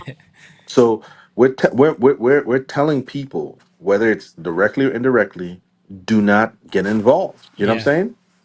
So so to me, it's like this is a crazy man that he didn't let himself out of prison. There was a failure somewhere in the justice system. You know what I'm saying? Well, we know where it And was. so yeah, we it's easy to go on the black and white thing and crazy black man, but the system failed this woman. The system, the correction facilities and the system failed her too. They're just as much as guilty as he is. You know what I mean? Yeah. Because someone with that level of a rap sheet should not be out in public spaces at all. You know what I mean? ten Yeah, I Absolutely. mean, times. I would just be a little bit more specific and say the people in the system failed her, because you know, the system is the system, but No, I'm saying who peop controls it though? the Who people in the controls system who are. controls it? The people who run it, the political class, the media. There's a reason why they're not responding. They're all responsible. Yeah. And they don't want that to be exposed. I mean, because when you find out who the judge is and you find out how they got in position and you find out, Hmm. uh, you know, how it's crazy. We're going to get to it. But first, I want to play this clip of Brian Stelter trying to frame this. He was one of the first people to talk about it. And listen to this. Listen to this framing. He's still around. Yeah, he's back on CNN. That's how bad they're struggling, bro. Their numbers are so bad they brought this guy back. Can you believe that? Kirk, other Trump-aligned figures succeeded in making this senseless death a symbol of big city crime. We heard President Trump asked about it yesterday when he was heading home from New York City. He didn't seem to know much about it. He said he would get briefed, and then today. So first of all, he's saying Charlie Kirk and all these other Trump pundits succeeded in making this about big city crime, bro. It happened. They didn't. It's not like they made this happen and got it as a win. It's like no, this is happening. This keeps happening. So why are you trying to frame it like they got a win here? Like that's just a crazy way to think about it. Like it's not about like, yo, we got to do something about crime. It's like we gave them a win. You know what I mean? See, Like, that's the problem. That's the problem right there. yeah. Trump did know all about it. That's exactly what has happened here. This story has trickled up from local news to social media and now to the president's attention. And it's being used, as you said, Brianna, as a political symbol, with MAGA media calling for more forceful punishments and more incarceration. I have to say, some of the replies to Musk, some of the comments around this story are baldly racist, stoking fear of African Americans because this man attacked a white woman. The open racism on sites like X today, it's eye-popping. But there are also legitimate questions about this so-called career criminal, someone who had been a repeat offender. And those questions, I hope they're not lost amid all of the cesspool kind of comments on social media. Yeah. So they're talking about the fact that people were saying that this should be a hate crime. This guy attacked her because she's white, which I don't know if you guys saw. There's actual footage of him in the surveillance footage where you can hear him saying, "I got that white girl. I got her." You know what I mean? So there is something to be said about. I mean, clearly this guy wasn't right in the head, but Why did he attack her? Was there like did they no, get him? there's no. He has mental issues. Like Yeah. that's literally like Jamie said. He's not right. Yeah. Well, a white clearly, but sorry. I was wondering if they got anywhere. Did they talk to him, investigate? Did he say why he did it? I haven't heard anything along those lines. I think like I said, there's footage of him saying that, he got that white girl. Yeah. You don't need a reason, because any reason is gonna be crazy. I'm just saying because it just doesn't logically make any sense. She did nothing but sit down. Yeah. So And sat in front of I know, but I'm just inquiring. I want to know if they got anywhere with that. You know what I'm saying? I know there's no reason he does. Yeah, I'm just saying, like anything he's gonna say is gonna be crazy. Like it's just gonna sound crazy as heck. So, like whatever it is, he shouldn't have been out on the streets. Yeah. Yeah, 10 times. Was there like the rap sheet was it like violent crimes? That's where I think the justice system is it's just ridiculous. Like letting people out. There's got to be a time where it's like, okay, you can't exist in society. Especially if you keep on committing crime after crime, and it gets worse and worse. This is like the worst of the worst. Yeah. Well, let me show you guys a little bit of this. This is from Amuse on X talking about did you know that many of the judges releasing violent criminals into your communities aren't even lawyers? Judge Teresa Stokes, who released the career criminal who murdered the Ukrainian refugee on a promise he'd return to court for trial, is not a lawyer. In states like North Carolina, South Carolina, Virginia, West Virginia, Texas, Arizona, the magistrate signing your arrest or search warrant or deciding bail amounts might not be a lawyer. I did not know this. This guy who's always on TikTok is breaking it down as well. The judge that released this guy didn't even go to law school? Yeah, not even a lawyer. Yeah, these magistrate judges that are making a decision to release these people without bail, yeah, they're not even lawyers. They didn't go to law school. They didn't pass the bar. They just got appointed to be judges. No training required. Oh yeah, and that's the case in states like North Carolina, South Carolina, West Virginia, Texas, Arizona. They don't even have to be lawyers, but they can be judges. They don't have to go to law school. They don't have to pass the bar. However, they sit in judgment over people who did. How the fuck is this a thing? How the fuck do we have judges who didn't even study the law? How did this ever become a thing? That's one of the most insane things I've ever heard. Like, to be somebody's lawyer, you have to go to law school, you got to pass the bar. Like, just to represent a client, you have to do that. To be able to prosecute that person, you got to go to law school, you got to pass the bar. But to be the judge, to be the person overseeing these lawyers, to be the ultimate arbiter of the law, you don't have to go to law school, you don't have to pass the bar. How is this a fucking thing? That's news to me. I did not know that. Yeah, I didn't know that either. That's crazy. I'm gonna check that real quick. I'm gonna ask the AI about it because I don't know. That just sounds crazy. Yeah, that's a judge determines somebody's life, and you don't have to. You don't need no credentials. You're telling me that Kim Kardashian got more credentials than these judges that's ruling over these people? We'll see. I'm asking right now.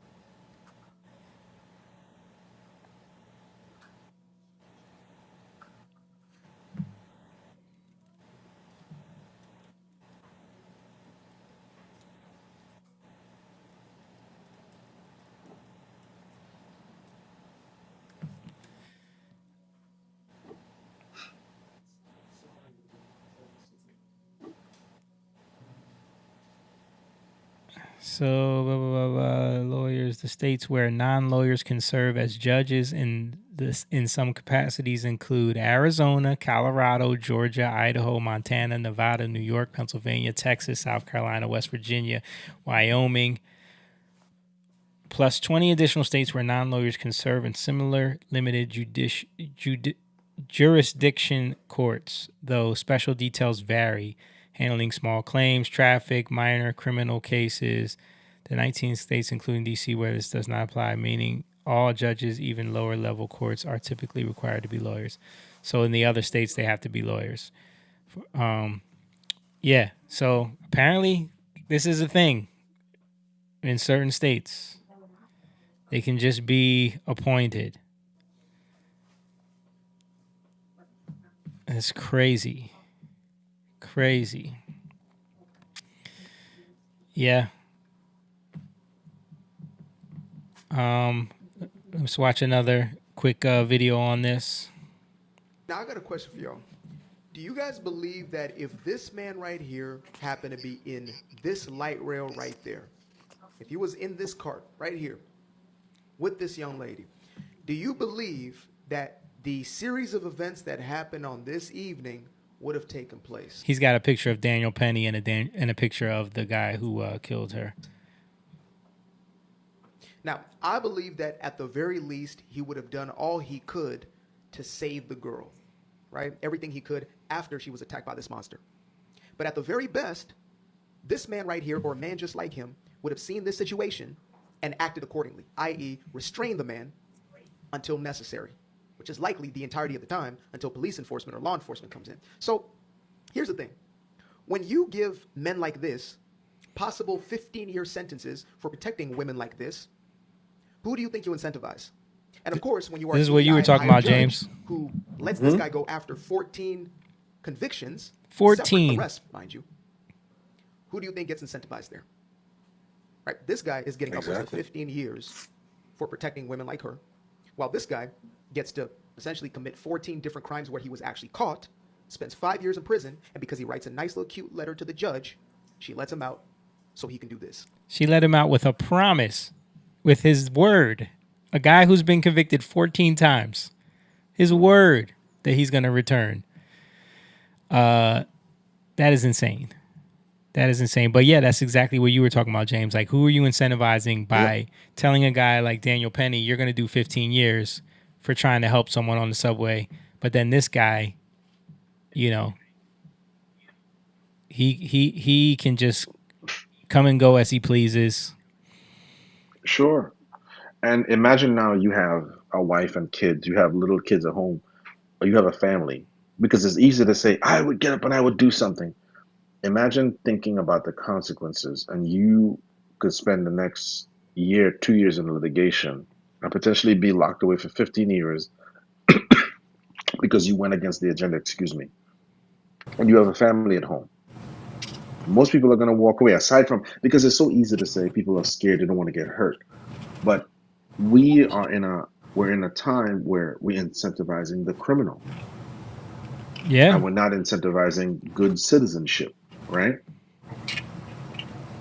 I watch a channel I subscribe to. It's a self-defense channel. And this man he's a gun expert, and he shows video from around the world. And in South America, there's such high crime rate that the police basically tell people like, "Hey, we can't help you. Do what you got to do." Wow. Right? Um, and Brazil is one of them. Well, in some of the videos, the people fight back, and it has caused the criminals, because these criminals ride around on like scooters and like dirt bikes, and they stalk the streets, and they basically try to run up on people and rob them for like cell phones and jewelry, like nonsense. You know what I'm saying? Yeah. Well, these people have had enough, and so what these people have done is they've armed themselves.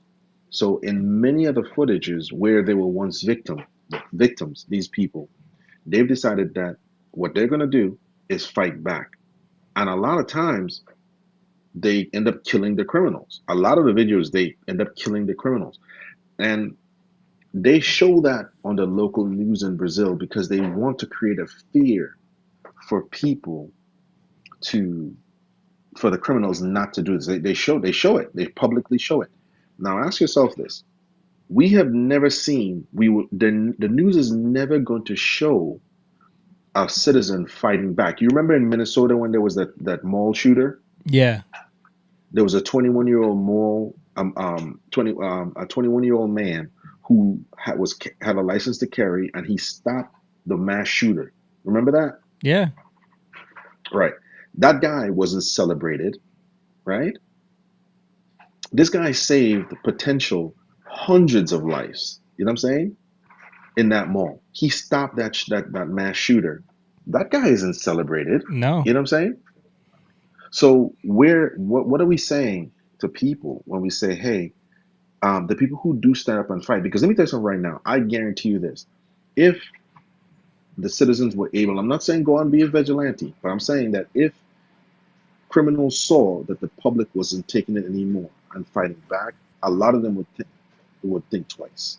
That's If that true. man knew it, let's just say on that bus, let's just say that man did that and somebody pulled out their weapon and killed him, I can guarantee you there's going to be a lot of people who would think twice knowing that somebody could be armed. You know what I'm saying? Yeah. But they're not going to show that. Let's just say that was the case. You think the news would even show that? What they would show is that he got executed for being black. That's what they would show. Mm-hmm. You know what I'm saying? Absolutely. And they would try Yeah. to spin it into another Daniel Penny situation. But Right. but again, it's white privilege. It's disparities, like all these disparities. It's when we focus on one thing, we neglect everything else. We don't even realize that we neglect everything else. And this is what's happening. Like people, when you want to just get your way so badly, you're gonna miss everything else. Mm-hmm. If you're so focused, you're gonna miss all this other stuff, and it's gonna come back to bite you. And this is what's happening, but they don't care because it's not coming back to bite them. It's coming back to bite people who gotta live around these people. You know, they're not living in Mhm. these neighborhoods, Yeah. so And like I said, they're living in with this ideology that doesn't work, and it's proven that it doesn't work. It's literally, um, it's like, we can. It's this communist, socialist.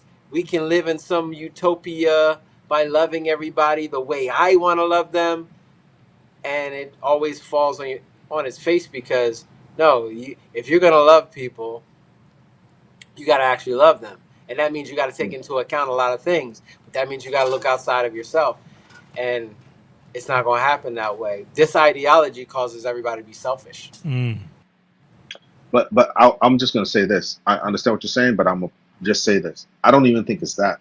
I think they don't want no utopia. They don't care about that. What they want is they want crime so they can push their phony agenda and make the money, because that's Well, really, if they I'm not if talking they about.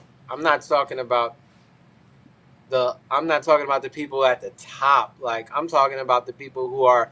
I'm talking about the judge that's in that position to be able to let this guy out. I'm talking about the people that are being put in these positions. but who do you think Their they're getting the ideology. direction from? But I'm What's that? saying those judges aren't just making that up. They're getting direction from the people at the top. They can't make those moves without that. But you don't get that direction without the ideology.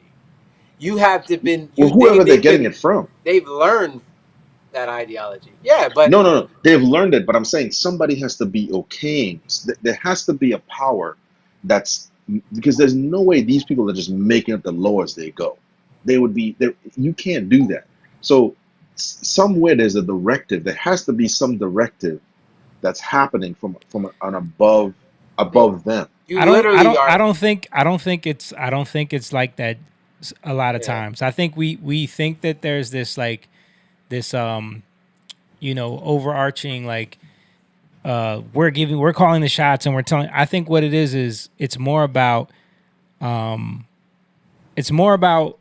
finding the people that have these ideologies and just putting them in position to do the thing that they already want to do because that's your agenda Well, that's it anyway. right there. You know what I'm saying? But So what that I'm means saying is somebody's they're not telling them to do it. They're just giving them the position. So like for example, Yeah. if I'm putting together a barbecue at my house, right?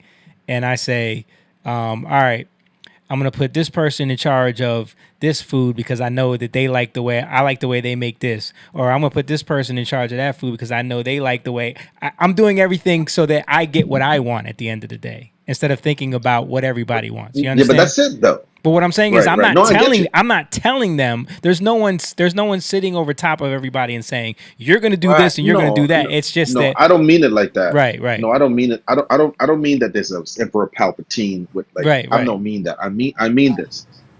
If even if they're not saying directly, if they're putting people in positions that they know have a propensity to do certain things repetitively, whether it's be lenient on crime, whether it's to allow certain criminal behavior because they see that it's systemic, Yeah. then the people who are looking past that or who are not saying anything, they're just as responsible as what I'm saying. You know Oh, what I'm saying? absolutely.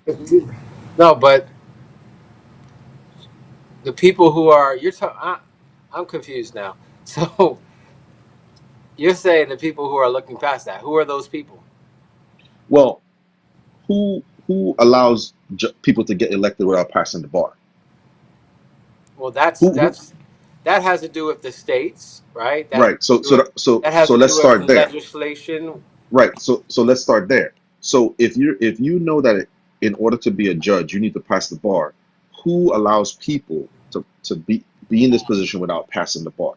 Right. Well, That means that if that's that something that the state has established a long time ago, then it's been in place for such a long time. You know what I mean? Like how do you point to one person as the blame for that? It's just no one per that's the way it's been done. but this but I'm saying this. If this is, we all said we've never heard this before that people can not pass the bar and be in a position, right? Right. That's in the that wasn't public information. So Right. what I'm saying is, I'm saying what allowed who or what system allowed that to happen? That you're a judge and you didn't pass the bar. What's that thing? You know what I mean? Well, that's the legislative system in the state. Right. So we got to look at that and say there's indiscretion, there's inadequacies, and that's But a causing lot of the times these type of liberal. the people are voting for that. You know what I mean? And they don't realize it because there's a lot of shenanigans being done. Like it's so interwoven. You know what I Okay. mean? All right. Let me say this. Let's just say, all right, there's a doctor performing surgery and people are dying, right? But he has an office, he has a lab, he has the lab coat on, he has the whole facility and everything like that. Who who and he's able to function. He got all the state certificates and everything, but he just didn't finish doctorate school. He's not an actual doctor, like, but he has a functioning building that he passed inspections. He has everything. Who's to blame for him? Because that means some things along the way we miss certain things for him to even get to that position, right? So that's what I'm saying. With these judges that didn't pass the bar, that are allowing this, we got to look into like, well, who said that it's okay to be a judge without passing the bar? Was that a standard? Is that a prerequisite? What happened there? You know Yeah. what I mean? But that's why the only people to hold accountable are ourselves, because we're the ones that allowed it to be propped up in that way under our noses without even being aware of it. You know what I mean? Like we have Oh to, no, ultimately, yeah, we have to take accountability. because But you I'm can't saying, place that, there's no one to focus that blame on, because it's an entire system uh fallacy at that point. Because like I said, people are voting for this. There's reasons why maybe they set up those magistrate positions in that way to begin with, but they didn't realize that it would end up, being used. You know what I mean? Like In this way, yeah. there's so many right? ways that things like that happen. True. No, but ultimately, like you said, it's our fault to a sense. But this is the reason why these things happen. We would rather watch football. We'd rather play baseball. We'd rather watch soccer. We'd rather go home. We'd rather do than go to these township meetings and actually find out. We only care about this every 4 years, but that's the only way to figure out what's going on in your township. I'm going through it right now with a mayor in my township. We're finding out that it's so hard to get her to relinquish her position because it's way more complicated. She has charged with domestic battery, drunk driving, and she refuses to leave. And Wow. it's such a pony show to get her out of there. I'm like, I couldn't believe it's this hard. But You know that what I mean? again, so that shows you, like, that's a wake up call. Just like this judge situation, like it's a wake up call for everybody to be like, wait a minute, how did we let it get this bad? Like we need to Mhm. step up. We need to start figuring out like why does it work this way? Like I know a lot of the people, speaking of Chicago and Dalton County and all that in Illinois, with that super mayor that they had out there causing havoc for years, they all have been woken up now. And then you see a lot of black people in Chicago being woken up to what the mayor's doing over there. And I think we're starting to see that happen a lot more, is that people realize that, oh, wait a minute, they've been lying to us. They've been lulling us into this state of like sleep, where it's like they got it all under control. We don't need to know how all this works. But now we're realizing, Mhm. like, no, we need to know, because there's so many things Right. happening that don't make no sense. Like the fact that this Right. judge decides she's gonna let this guy go after and I wanted to because Moan asked about it. We lost him because his phone died. But she let this guy go with 14 prior arrests, with convictions including felony larceny, robbery with a dangerous weapon, assault on his sister, and other major crimes. 14 prior arrests and convictions, and she let him go with a written promise. Right. You know what I mean? And I think his mom even said like that this is. She said something like he should be in jail. His Like, mom did say that. His yeah, mom said that he should not be out on the streets. So What's the process for electing a judge, by the way? Is it by committee? Is it by the mayor? Who does that? depends on where you are. yeah, Depends. sometimes the people have to elect them. Mhm. Yeah, but again, like sometimes it's about who you elect that's going to appoint judges. That's why Right. a lot of times people And care so much about the Supreme Court judges retiring during a certain, presidential term, yeah. because who's going to be appointed, blah blah blah. Or even the federal judges, all this stuff. Yeah, Like, And maybe seeing their track record, their conviction record, like what yeah. what is like, maybe that's part of it too. Is we're not paying attention to what direction are they leaning, because that's going to affect our society and our community. You know what I mean? This judge, by the way, Teresa Stokes, she's married to a woman. People pulled up her marriage license. Mm. yeah. So I mean, it's not far off to say that her ideology is probably going in a woke direction. Yeah, for sure. For sure. All right, enough on that. Let's you gave me a couple clips here, Jake. I want to play. Which the first one you want me to play? You just play the Tucker Carlson one. The one on the one about him contradiction on YouTube? Yeah. Okay, I got you. So this is gonna show Tucker Carlson contradicting himself over the years on his stances on things.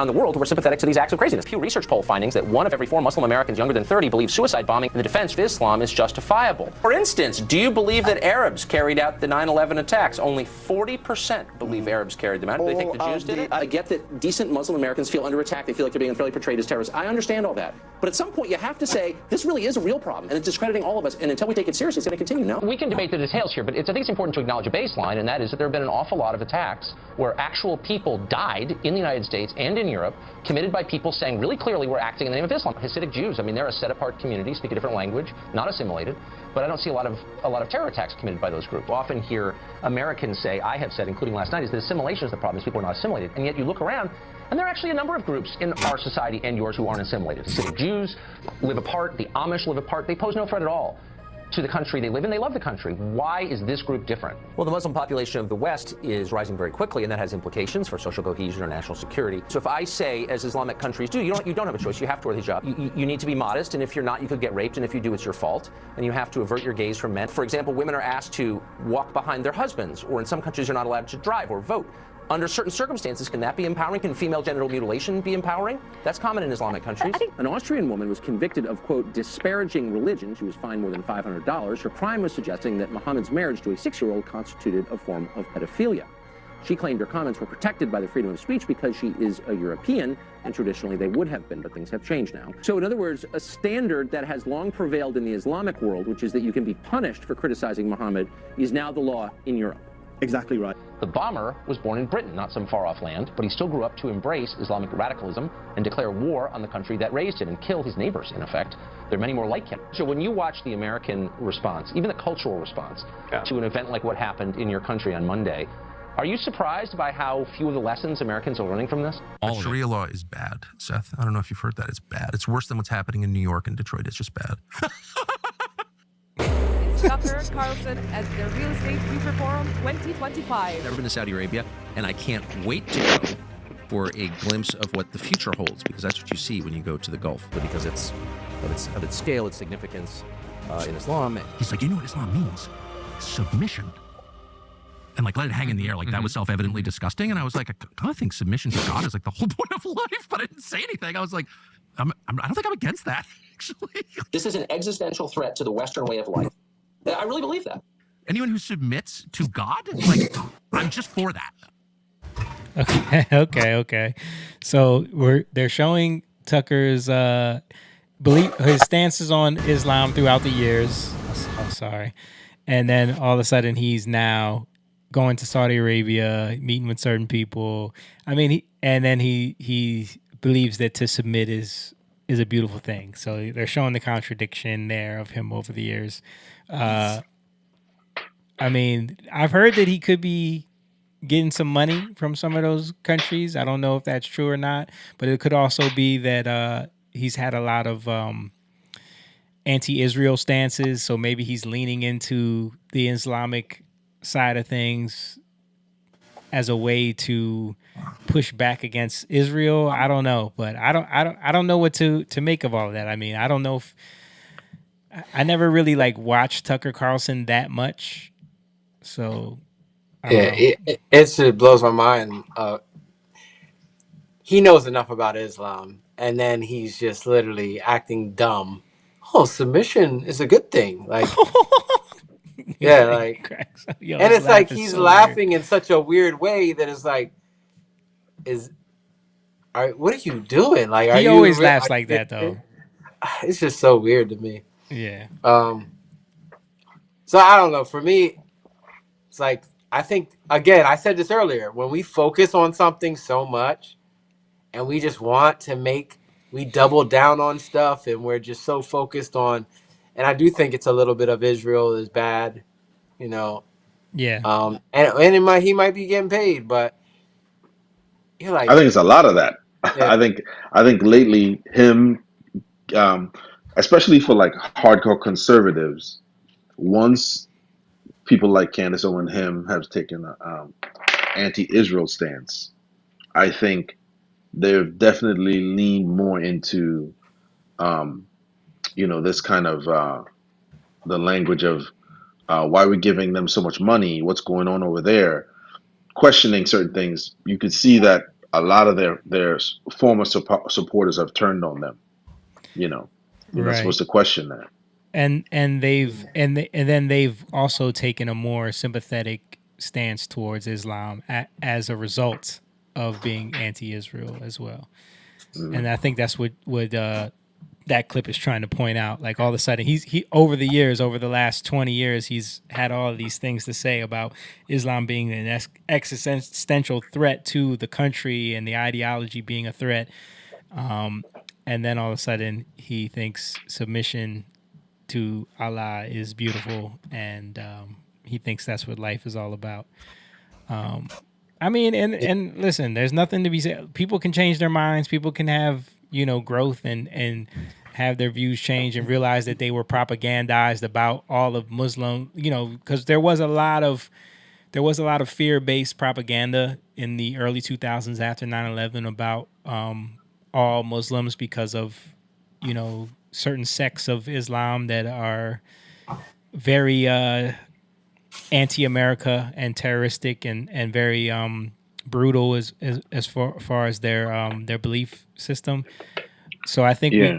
we definitely fell victim to some of that too. And I think when people come out of that and realize, like, wait a minute, oh, I was told to hate these people, and then you meet a bunch of Muslims that are beautiful, nice, loving people, like we all know in our lives, you start to wonder, you start to go down these rabbit holes. And that's what we talked about too. He was working for a network at the time that was drawing ratings, and like we said, the early 2000s, 9/11. Yeah, In George order Bush, Fox News. in order to be on those programs, having that kind of talking point would have been very popular.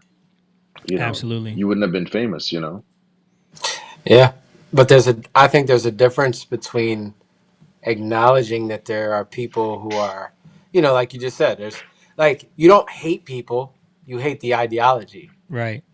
But in order to hate you have to look into the ideology. Yeah. And that's my point. Like, so him saying now, like, oh, so Islam just means submission. I have no problem with that. Submission is great. Like that now, okay, what does that mean though? What did it submit to what? Submit to Yeah. who? Right? So now you have to go deeper into that.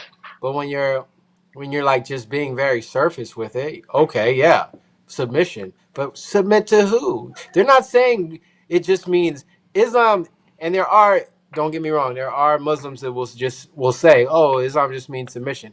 Yeah, but can I submit to Jesus as God? No. So then it's not just submit to anybody, right? That's my point. Like it's not. Let's be clear here. Islam submission means something, and it means submission to their God, which is Allah, right? And Right. in turn, there's a lot that goes with that, and that's what you have to make a defining line between.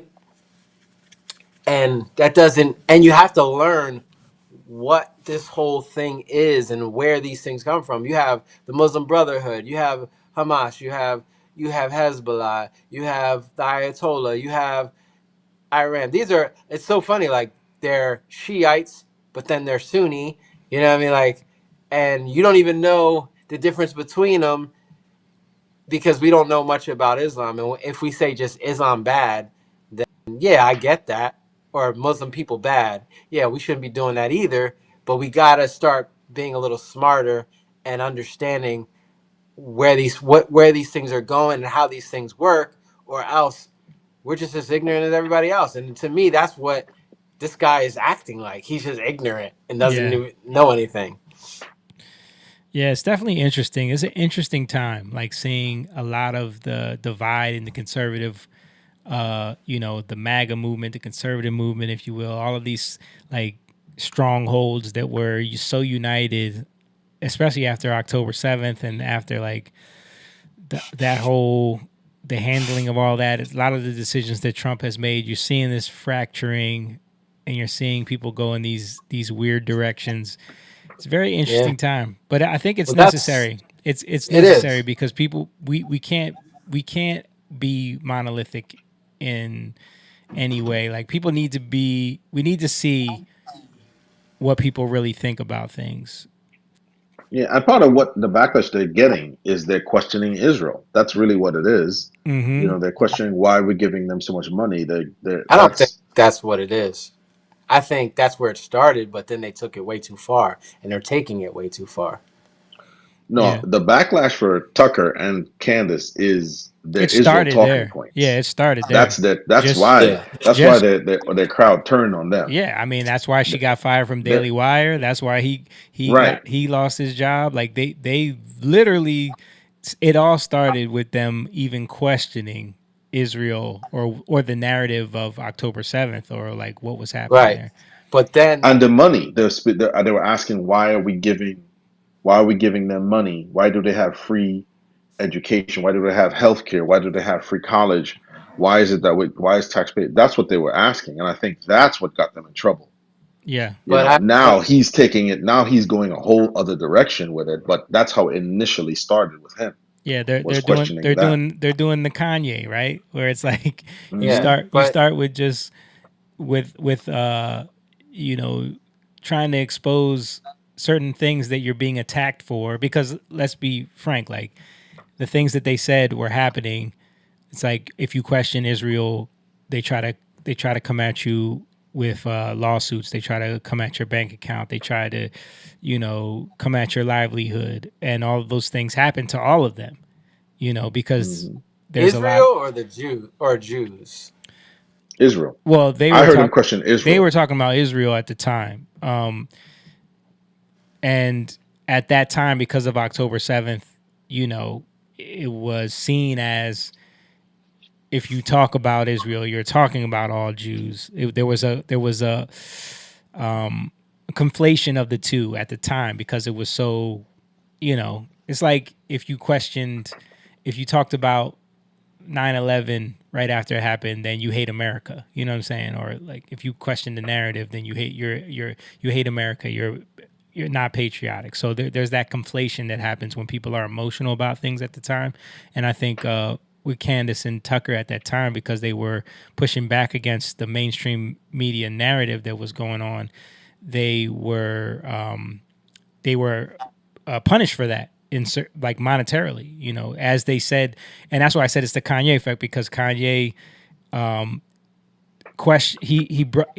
Kanye specifically said Jews, which was, you know, a whole other thing. But I'm saying, like, then what he said they were going to do, they actually did, which then sent him further down that rabbit hole of saying, like, see, I told you this is what, you know what I mean? And then it just snowballs into now all of a sudden Yeah. now he's doing a KKK song talking about how Hitler on you Right. know. Yeah. Yeah. Hmm. I So think Tucker. It was what I'm more. saying is, like, it's snowball. Like, yeah, Tucker and Candace aren't going to go that crazy because they don't have they're not bipolar and have mental issues going on, but they are snowballing in a certain direction. You see it happening in real time. Hmm. Yeah. Yeah. And two, this is the whole thing about freedom and saying what you want and speech and policing languages. Because you remember you guys played Nick Fuentes a few weeks ago. Yeah. Nick Fuentes, a lot of conservative, when he talks about the black community, they'll be like, yes, perfect. But then when he starts talking about the Jews and Israel, and they're like, whoa, take it easy. Don't do that. Well, You that's know. one of Candace's biggest talking points about it as well, is because she says during George Floyd and during Black Lives Matter, when I was heavily criticizing the black community and talking about the problems in the black community, nobody cared. I didn't get in trouble at all, you know. But Hmm. then as soon as I question the narrative with Israel, and as soon as I talk about babies being killed in Gaza, now all of a sudden I get in trouble, you know. So Right. I mean, I even saw that with Patrick Bet David. He had a former CIA agent on there, and they were kind of talking about this, and he was saying, um, he said that, pretty much like they can't even bring up the fact that every time they get any device from Israel, they bug them, and it was device, and you could see the awkwardness in that. Like you can't even have a conversation, whether it's true or not. Give him a chance to speak on it if he's wrong. But like, I think Tucker is more frustrated that because I just saw an interview with him and Mark Cuban, and Mark Cuban was talking about they were talking about funding Ukraine. He's like, you have billions of dollars. Why don't you give them some money? Yeah. You know, and he was quiet the whole time. You know, I think that's what it is. It's more frustration over um, what people feel is taxpayer money going over there, and you can't even question it. I think so. Tucker got on that bandwagon, and he just took it to a whole nother level. Same like Candace, but like Yeah. you said, not as far as Kanye, because Kanye is gone. Kanye is antagonizing at this Yeah. point. You know what I Yeah. mean? Yeah. Well, you want to go to the Candace one now? Yes. That was the video clip you sent me, right? Yeah. Okay. Yeah, I got that right here.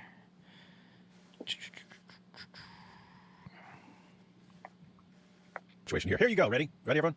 AP, you said you're kind of familiar with this. You've seen this guy before. Rabbi Brian Samuel. Rabbi Brian Samuel. He says, every knee will bow and every tongue profess that Yeshua the Messiah is Lord. He's quoting Philippians 2:10-11. All will ultimately bow down to a Jew, Yeshua. Real Candace Owens. So Candace Owens will bow to a Jew. Dan Bilzerian will bow to a Jew. Highly recommended you do it on this side of eternity. Wait a minute. Wait.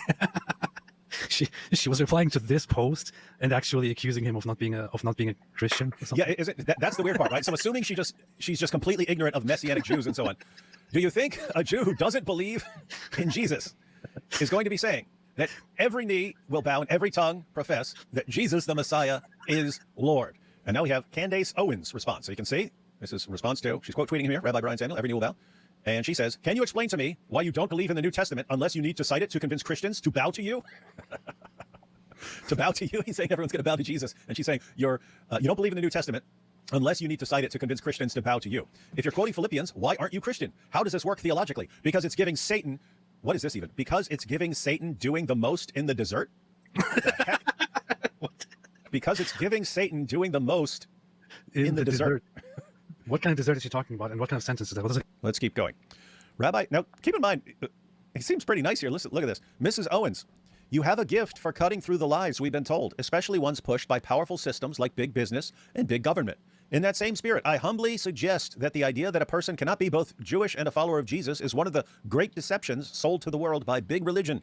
I respectfully encourage you to deep dive into this truth. Shalom. Why is he saying that? Because this is actually a response to her claims, which she has claimed repeatedly, that you can't be both a Jew and a Christian. You have to pick one. You cannot be a Jewish Christian. It's an impossibility, according to her. Once you say you're a Christian, you are no longer a Jew and cannot identify as such. Okay, so here we have Candace responding to this Messianic Jewish rabbi saying, we all know the devil can quote scripture to fulfill his purpose. What you are doing here is satanic. You have no power here. Hold on, pause. She's now doing exactly what I said.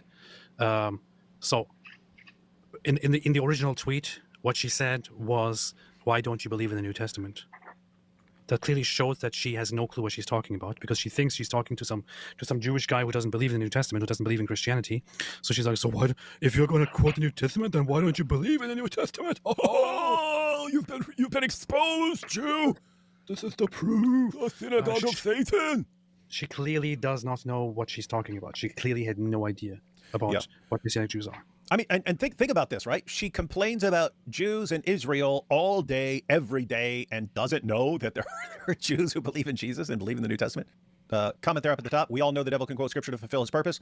Rabbi Brian Samuel says, Mrs. Owens, if you are willing, I will respectfully debate you regarding the biblical veracity of being Jewish, believing in Jesus, and still being Jewish, just like Paul, Peter, and the Jewish apostles. Is he saying anything wrong here? No lie detected from Rabbi Brian Samuel here. But Candace isn't done. So D.B. Cooper there in the middle says, yes, Christianity was started by Messianic Jews. She is a moron. And how does Candace Owens respond? And those Jews became Christian. Full stop. Full stop, everyone. There is no hyphenated faith. You are either a Christian or you are a Jew. Christ fulfilled the law. I'm going to reveal to you a big secret here, Miss Candace Owens. So, I wonder if she knows what Christ means. So Christ refers to the Messiah, right? So Christian also means somebody who follows the Messiah. Now, there are Jews who hold on to their Jewish traditions because they think or they believe that there is nothing wrong with holding on to your traditions. The New Testament says that you should not, think that you must follow the law that was given in the Old Testament, but it doesn't forbid explicitly following the law. So they follow the oral tradition. It seemed pretty normal for the Jewish believers in Jesus to still continue following some degree of the law. It was when some of them started saying that the Gentiles, if they want to become Christians, also have to become Jews first and be circumcised and become Jews. That's when Paul flipped out and said, no, you can just believe in Jesus. And she's saying, no, you can't be a Christian if you're a Jew. You have to pick one. And the moment you say, hey, I believe Jesus is the Messiah, you cease to be a Jew. Now, that is so stupid. When we've talked about this before, but when the apostles believed in Jesus, they didn't think, we're no longer Jews. They didn't think, we're starting this new religion. They believed that Jesus is the Messiah that was prophesied for the Jews. And so they had no, what do you mean? We're not Jews anymore. Well, the Messiah is here. I guess we're not Jews anymore. And here, Kyle says he's talking about the rabbi, says he's a Messianic Jew. Don't Messianic Jews believe in the New Testament? So a bunch of her fans know more about this than she does, but she just, all she does is double down. So what does she say? She says this is deception. What's deception? That he's a Messianic Jew? That Messianic Jews believe in the New Testament? What's the deception? Look at this. He's a Christian? Interesting. Nothing. This is deception. If you accept Christ is Messiah, you become a Christian. This is Judeo-Christianity, which simply does not exist. You cannot be a Jew and a Christian. There is no Judeo-Christianity. She literally you said, you can either, Jamie, she says Christ is Messiah. So she's literally saying Messiah is Messiah. Yeah. And I don't think she realizes that. She doesn't realize it. She's a Catholic. Clearly Candace Owens is kind of like newer in her faith. Like, you know what I mean? And I think she... Like, but then you gotta kind of humble yourself. Yeah. Then, and not go off on people, like, because she thinks she knows so much. Like, she's talking about stuff she has no business talking about. Yeah. I don't understand why they want Candace Owens to be owned by this rabbi, I guess, because she doesn't understand that there's Messianic Jews. I mean, there is something to be said about like your identity as a Jew can't supersede your identity in Christ. You know what I mean? Like, which one are you? Like, what do you hold as your identity? We've talked about that before. Like, do you hold up your identity as a Black American over your identity as a Christian, or over your identity in Christ? Like, sometimes that can be an issue. Yeah, but I don't think if you're in a Messianic congregation, you can hold to laws. That's where the freedom is. Like, you can hold to laws and traditions, but you have to put God first, right? In your identity. God or Jesus? Right? Jesus, right? Well, God. That's, I think, what they have. They don't like saying Jesus. A lot of Jewish people don't like saying Jesus. We're talking about Messianic Jews who believe in Jesus. Jesus is the Son of God. But I still see it as like this rabbi trying to bait her into this whole situation, because even the way that tweet was a way to try to bait her into that argument. You know what I mean? Like, or maybe he was just, because she says you can't, like, this has been something she's been doing. Like, you can't be a Christian and a Jew. Like, you're either a Christian or a Jew. Like, she's been doing that, right? And she's been doing this thing, and I think that's why he brought up, like, listen, you're gonna have to bow to a Jew.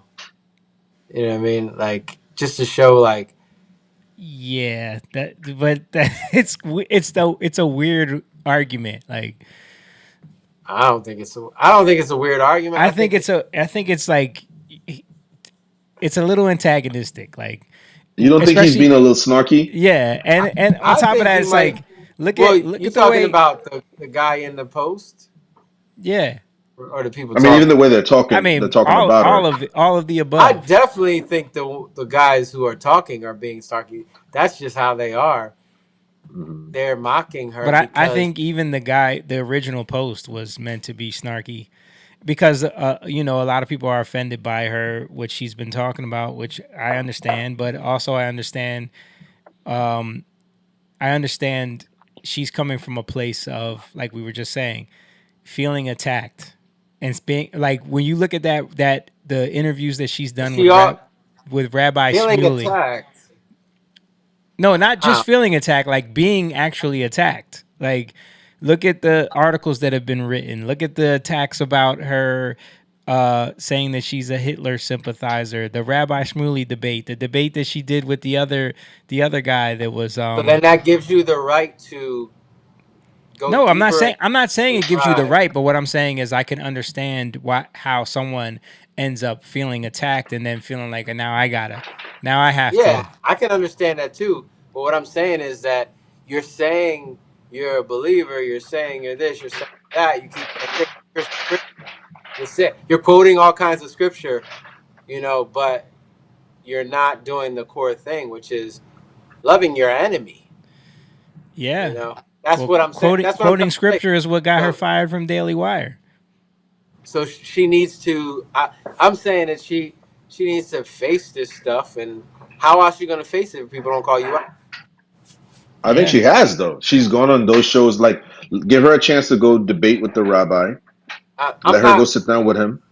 When I say face, I mean face it with God, not face it where you're puffed up in your own pride and you're trying to prove yourself. I Yeah. think that's what she's been And I doing. think that's the hard part because of, again, she's a Catholic.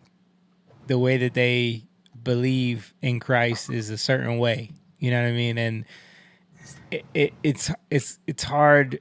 It's it's gonna be a lot for her to uh you know, face the things that you're saying she needs to face with God when she can just go to a priest and confess her sin. You know what I'm saying? Like, there's a different relationship there.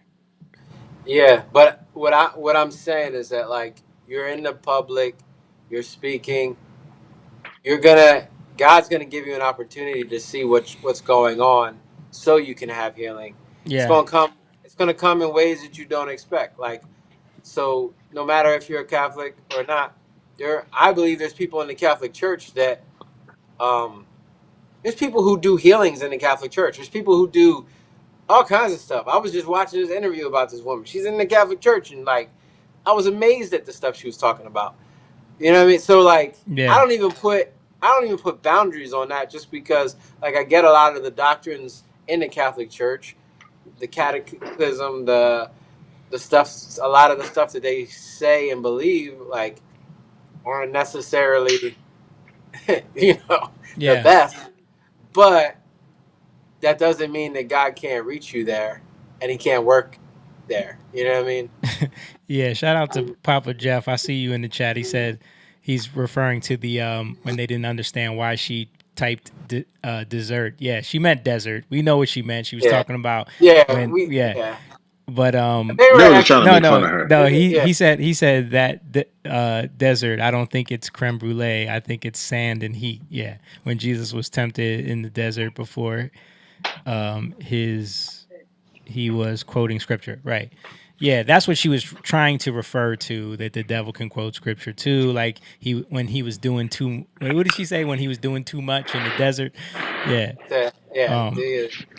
Doing the most, Doing you the know. most. That's what she said. Doing the most. They did not understand that terminology at all. They were like, "What is she saying? What is this? What is this jibber jabber going on here?" And Uncle Denny was in the chat too, talking about the state attorneys and the judges. I missed those comments. Sorry. In here by myself today, trying to rock out with these guys on the chat. Yeah, William Barr definitely dropped the ball with the Epstein case. He didn't want to look into none of that, and the Clintons and Obama. But yeah, And I think Candace is definitely has a long way to go. I think she's definitely being thrown through the fire though, because she did take a position with the Daily Wire and with PragerU and all these companies that they were using her because she was a voice to speak the things that they wanted at the time. And now, as soon as she found out that when she's not gonna align with what they want, she got spanked, and now she wants to come at them and have this vitriol for all the Jews and everything. And that's gonna she's got to grow from that. I think she'll come to the realization one day that that's not the way. You know what I mean? And that's why, like, even Tucker's car, like, we're seeing these people go these different ways. We're seeing this divisiveness, and we got to pray for these people, you know. And I think, like, that's why I wanted to bring up, especially like the Candace Owens things, just because, like, people can go far, left on things. No pun intended. Because they would probably say far right? Yeah. But we talked about last week how they both meet at the same point, right? With the Hitler, what was yeah, it? The Hitler thing. I mean, bottom line is pride blinds us, right? Yeah. And it can blind any of us. But I would say, like, pray for these people, because they are voices. And they are strong, and you could tell that they're trying to find truth. Whether it's misguided or whether it's prideful or whether it's out of anger or resentment, they're not settling on things that most people settle on, and they're in search of truth. And I think the devil can use that and get them out of the way, easily by, like you said, like getting them down these rabbit holes that don't matter. And he does that to a lot of people. He did it to Kanye. But I think that if we pray for them, like you said, they can be used by God in major ways to wake up a lot of people. And I think they have in certain senses. So I agree with that.